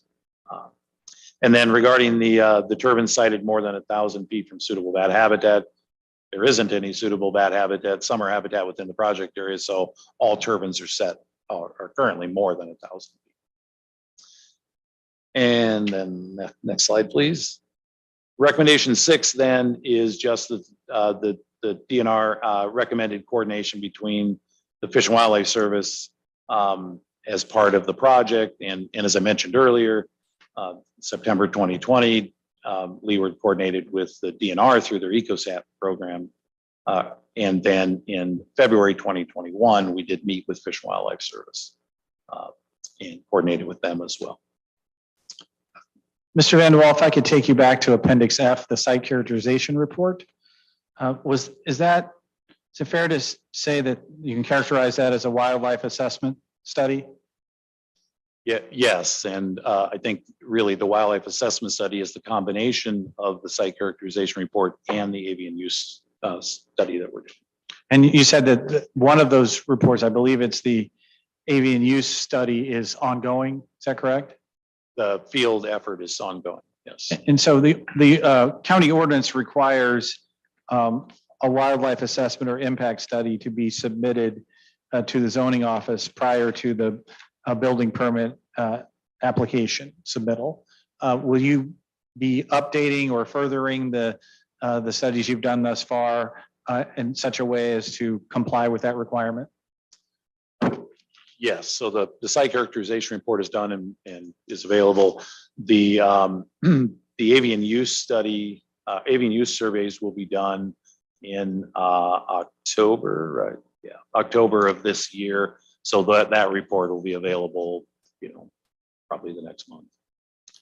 Thank you. Judge, I don't have any more questions for this witness this time. Mr. Boonstra. Mrs. Duffy. Ms. Hinkle. Mr. Forster. Mr. Burrow. Mr. Vanderwall, is the site of any pollinator plots in your report, or does that have any effect on the turbines on pollinator plots?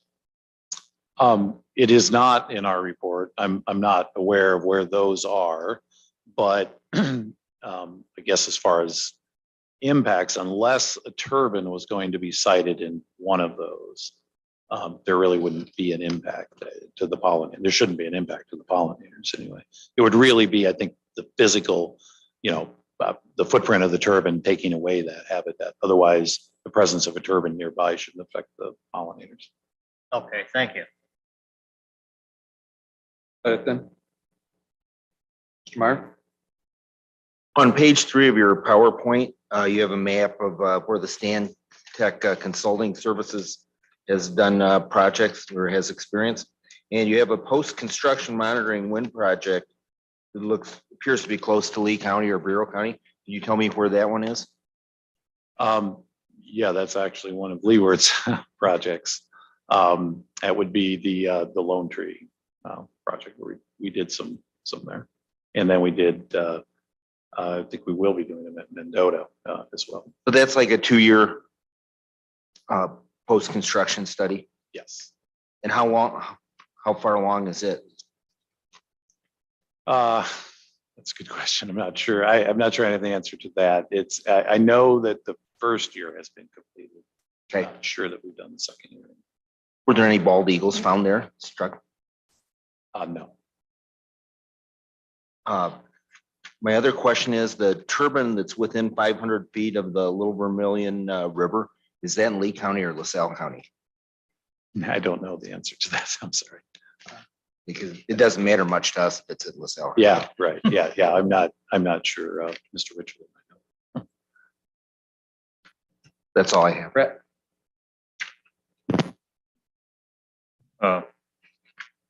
So the attorney brought up several times that there's already a system in place. And I assume you did the study on that when it was constructed in 2007. Our company did not. You did not. We were not involved at that time. So on this one, you're supposed to do a 2-year post study. There must have been one done on system that's there, 2-year post study. Not necessarily because of the timing, because of the year, right? That most of these, the post-construction mortality studies, and then if we look at the land-based wind energy guidelines and the Eagle Conservation Plan guidance, those all came along after that. And so a lot of those early projects didn't do those studies. And so, most of those projects implemented that wildlife incident reporting program that their operations staff are reporting any wildlife they see, but they probably did not do a standardized search. But we don't have any data on what the history of the kills from this system, the present system? Just from the wildlife incident reporting that's been done at the project. Go back to Rex's question about LaSalle, Lee County, when you started in on your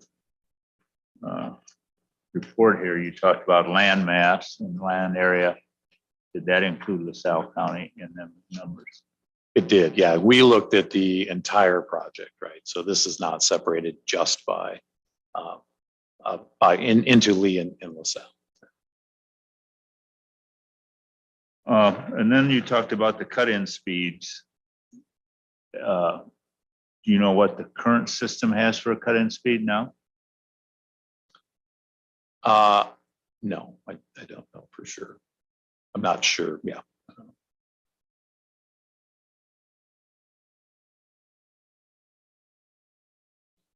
Okay, just a real short one for me.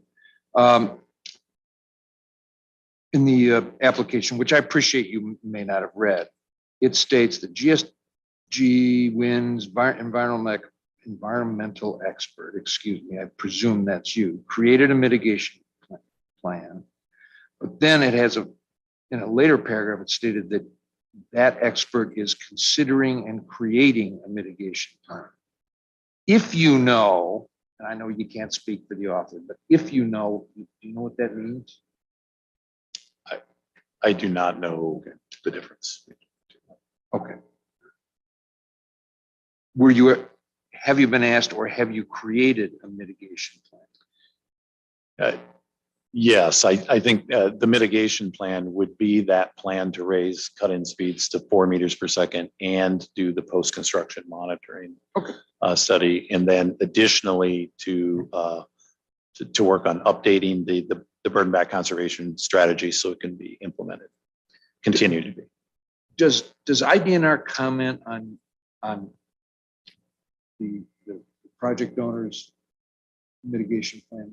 I mean, do they come back with a rebuttal, or is that just they've made their recommendation, you do your plan and that's the end of it? Sometimes that is the end of it. Sometimes they do ask, as we put together the post-construction monitoring plan, they will ask to see that.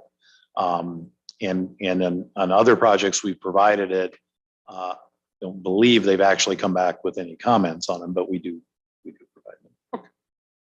Okay, interested parties out in the audience. There's 2 of you left.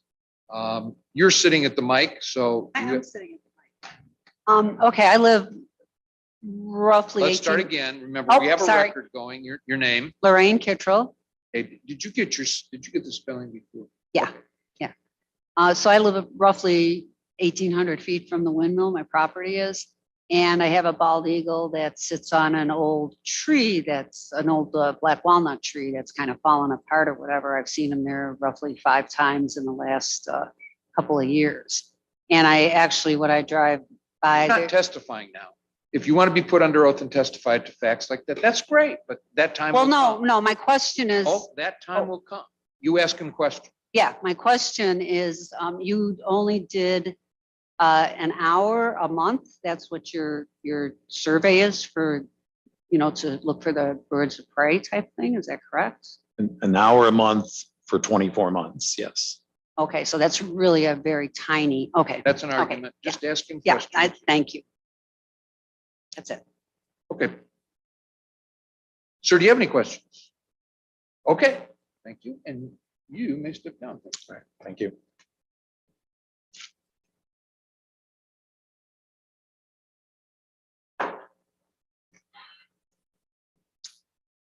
All right, next up, we have Dr. Peter Poletti, who prepared a real estate property value impact study for the Repower the project.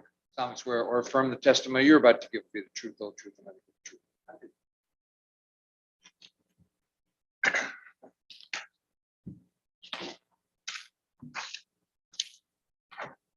Good evening, Dr. Poletti. Good evening, Could you please state your full name for the record?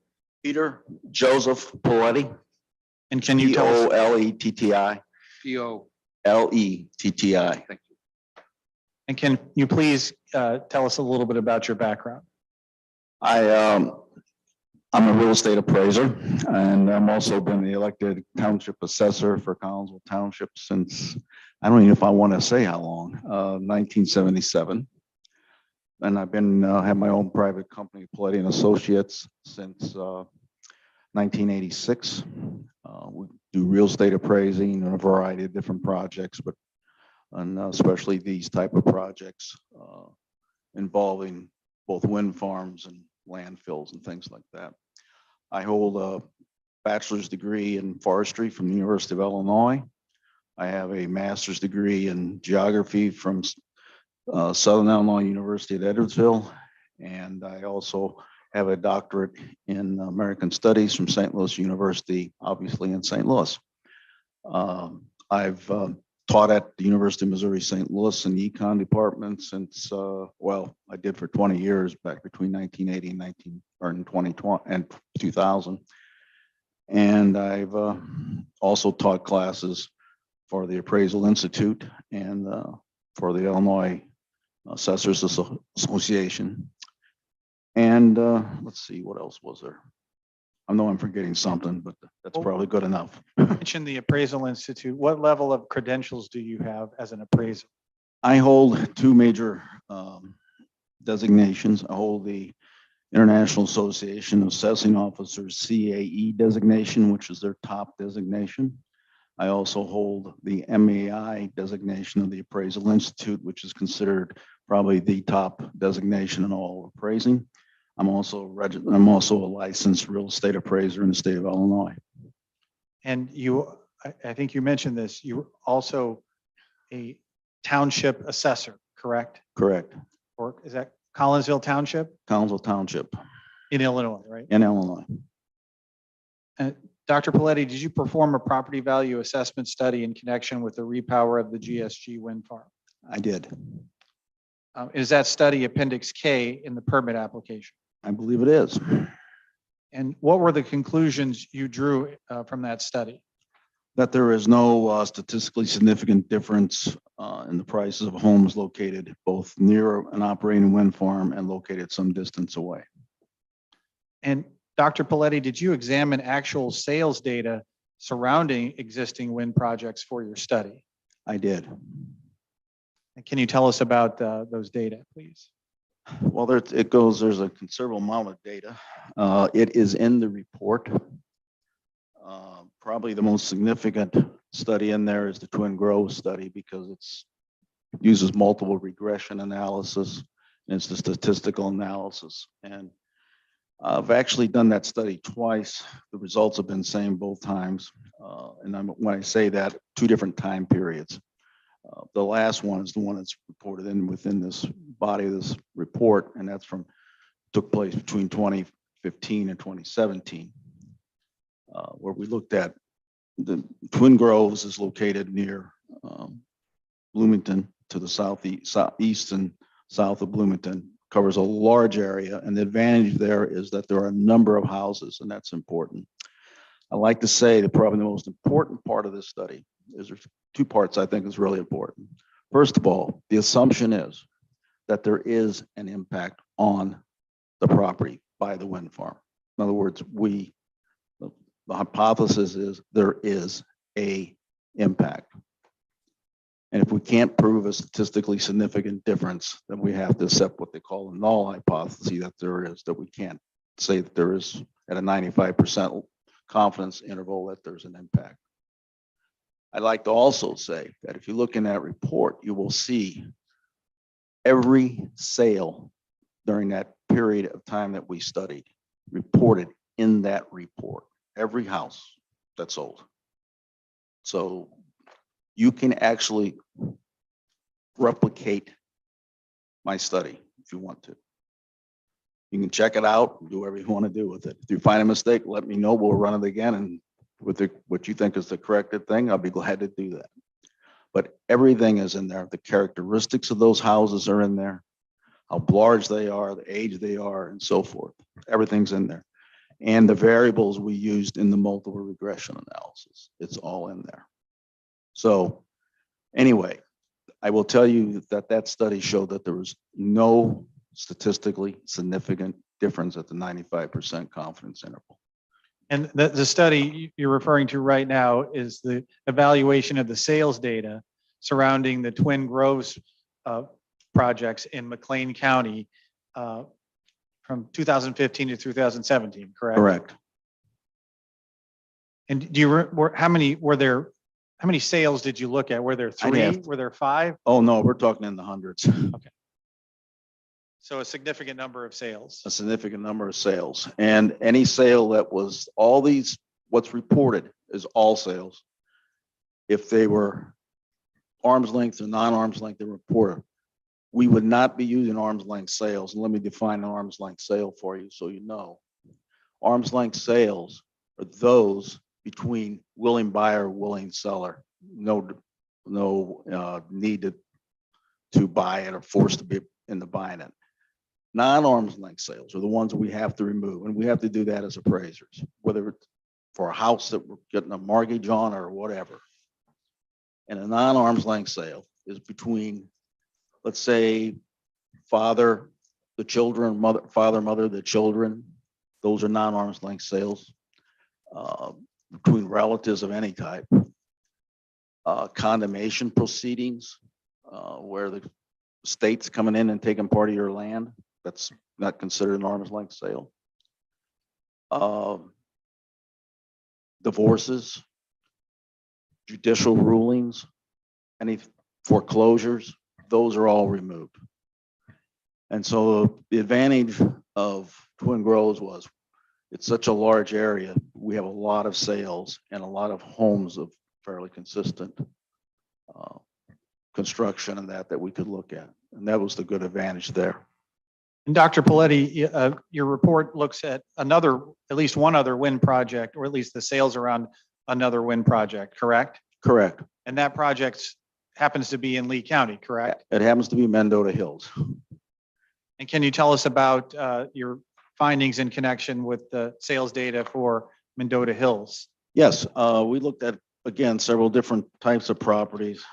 Just to refresh my memory a little bit, but we looked at farmland sales, smaller tract sales, as well as some single family residences in that. None of those showed any impact upon property values that we could find. I think one of the most interesting things though, is perhaps you people, gentlemen that have already heard of this, but the Bingham house on Bingham Road, everybody likes to point to that as being a house that, oh, it lost value here, it lost value there. Well, can you tell us about that house, please? I think we can. First of all, this house is an anomaly in construction and everything else in a sense. When the wind farm was planned, setbacks were all established. That was basically roughly a 5-acre piece of ground with a barn on it. There was no house whatsoever. After the wind farm was I think already in building, a contractor bought the 5 acres, built a house on it. Nice, standard kind of a spec house, I would call it. And according to, I think it's Chris Henkel, I believe was your former zoning administrator, according to him, they only allowed it because the guy already knew the wind farm was there, that the setbacks didn't require, because this house, the nearest wind turbine is something like, off the top of my head, 685 feet, I think. And there's like 14 or something within 2,500 feet of the house surrounding it.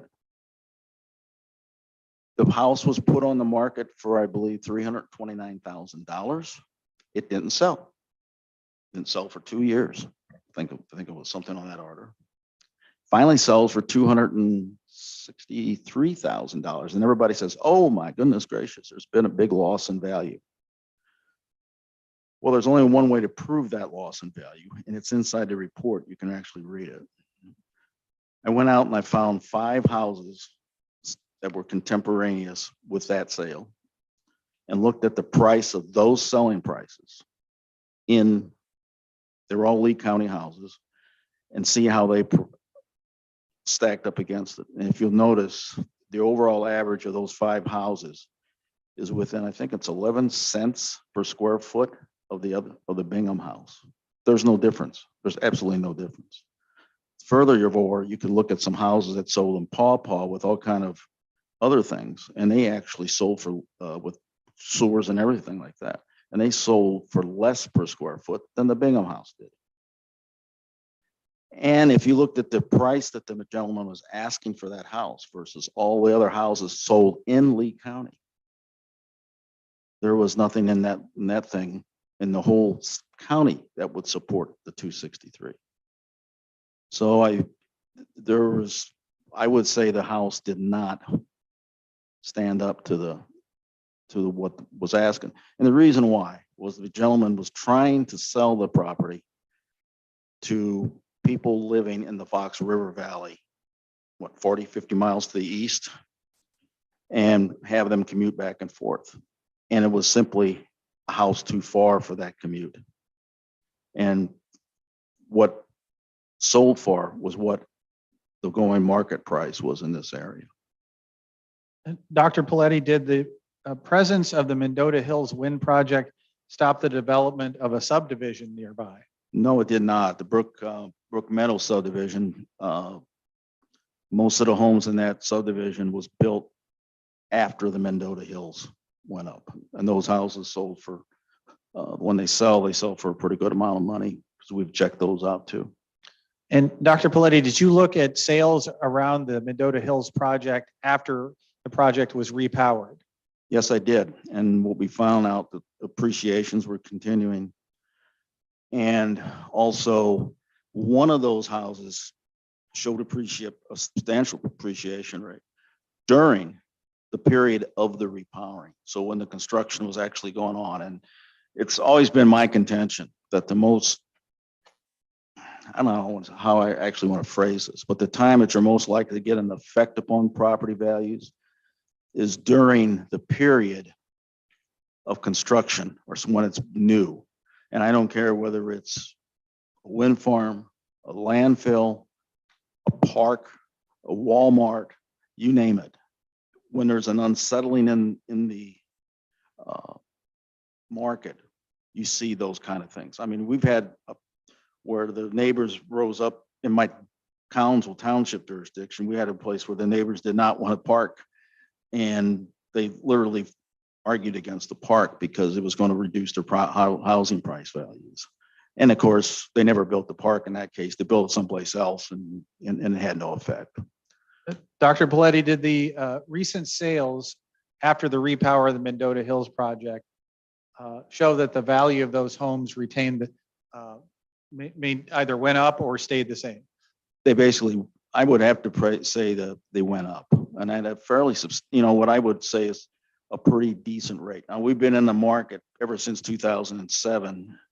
That's been a little more, it's a hit and miss market to some extent, but it's what you see here is really no different than we were seeing anyplace else where we are seeing some increases. And those sales are discussed in your report, correct? Yes. All right. Dr. Paletti, have you had an opportunity to review the turbine layout scenarios for the repower of the GSG Wind project that are proposed in the application? Yes, to some extent. So. And how did you review those? I basically look at it from the fact that we're going from, in this case, roughly 19 to a range of 13 to 16. The fewer turbines, I think, is somewhat more helpful to, if they're, minimize any impact on property values. And did you have a chance to drive around the project site? Yes, I did. Did you have any observations from that? Yes, and it's the same thing I also noticed over in Twin Groves, which I think is, and as well as what's happened in Mendota Hills. You still see homes being built or being, more importantly, having improvements done to them. People don't invest in areas where they think it's going to lower the price of the housing or stuff like that. And there's at least one subdivision, I have just got a brain fade, but right over near this current project, there's 2 brand new homes going up. I don't know how big they are because obviously I didn't measure them. They're still being constructed. So there's no records at the county or anything else of them, but they're substantial homes. And, you know, you're $300,000 plus homes around this area. Would you expect someone to invest in a house, in the construction of a house that they thought was going to lose value? No, I would not expect somebody, people don't make those kind of choices. What about in the Twin Groves project? Did you see any investments, recent investments made to existing homes in that project? Yes, I think the one that stands on my mind was a house that when I did it the first time, that area the first time, I kind of remembered it because it was kind of a neat old house. And I thought, gee, but boy, it's kind of falling down. I went back the second time. There's a beautiful estate there now with that house completely rehabilitated and restored and everything with some nice stables in that. So that's a substantial, very substantial investment. That's just one example though. And that's an area that's near wind turbines in that Yes. project? Yes. Dr. Paletti, have you spoken to any tax assessors about potential impacts of wind projects? Well, your former supervisor of assessments, Wendy Ryerson, and I used to teach some classes together, and we've known each other for years. And when I first started doing these, Wendy was one of the first people I went and talked to. And her opinion was that she saw no impact on property values. I probably forgot to ask you this earlier, Dr. Paletti, but how long have you been evaluating property values around wind projects? I think 2007, my very first one was actually up in Wisconsin. And have you testified or prepared property value impact studies for other wind projects in Illinois? Yes. Well, just to summarize then, Dr. Paletti, does your study show that the repower of the GSG Wind Project will have no negative effect on the property values of homes located in or near the project's footprint if it's repowered? I cannot find any statistically significant difference in the sale prices. Thank you, Judge. I don't have any more questions for Dr. Paletti at this time. Sir, thank you. Ms. Duffy? Ms. Hinkle? Mr. Forster? Mr. Burrow? Yes, Doctor. In discussing the Twin Oaks in the McLean County, I believe you said it was. Yes. Do you know what the setback was for the turbines from those houses down there? I think it's the same as yours, which is, I think, what, 1,500 feet? Okay, that's what I'm pretty well, I remember them being the same. Okay, that's what I wondered what effect that would have if it's the same or not. So, okay, you know what I mean? Yeah, I know exactly Just what ask you a mean. question, please. Just- Okay, thank you. Are no questions? Brett? No question. I don't have any interested parties. I have a question. Are you familiar with Michael McCann, the assessor, He's not an assessor, but yes, I am very familiar with him. and with his study that he did that had the homes, one of them being the Bingham Road home, that it took a substantially longer time for those homes to sell, and they were sold at a reduced price compared to other homes that were similar to him, If to them? I have not read that study. I don't know if I should. Yeah, I have it here, so. You interrupted him. Oh, I'm Ask him. sorry. Look, now's the time for questions. You may not have heard my opening, but if you want to testify, there'll come a time. But he's under oath right now, not you. So you ask him questions. So you are familiar with that man, and you are familiar with his study or not? Yes, I'm familiar with that man. Okay, and the study that he did that showed. I have never read that study. Any other questions? If you'll move, please. Gentleman behind you wants to. Wasn't before, but if you want to try. I'm Doug Klein. And Mr. Klein, in relation to this proposed repower, where do you live or work or own? I live 2253 Shady Oaks Road, within the area there, Within the footprint or outside of it? inside. But, and spell your last name. I'm sorry. ALEIN. You spoke about some homes under construction in the area. Are you talking in Lee County or was that LaSalle County? No, that's in Lee County. That's all. You have any questions, ma'am? In the back, white blouse? She's with me. Oh, okay, I guess you, well, actually, now's a real good time to ask questions. Yeah, I'm on the roll. Okay, you may step down. Okay. Well, that's pretty good timing, Mr. Berry. Thank you. 9:26, and I will put the matter in recess until this coming Monday night, May 9th. Also, starting at 7 PM here in the old Lee County Courthouse, 3rd floor courtroom. Before everybody leaves, I just want to check that I have accurately recorded before that Mr. Forster, Mr. Burrow, Mr. Pratt, Mr. Meyer, you're all available that day, Monday. Okay. And Mr. Berry, I know you are, and so forth.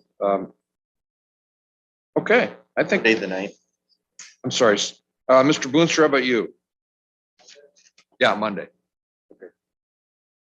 Monday, the 9th. Be here or be square.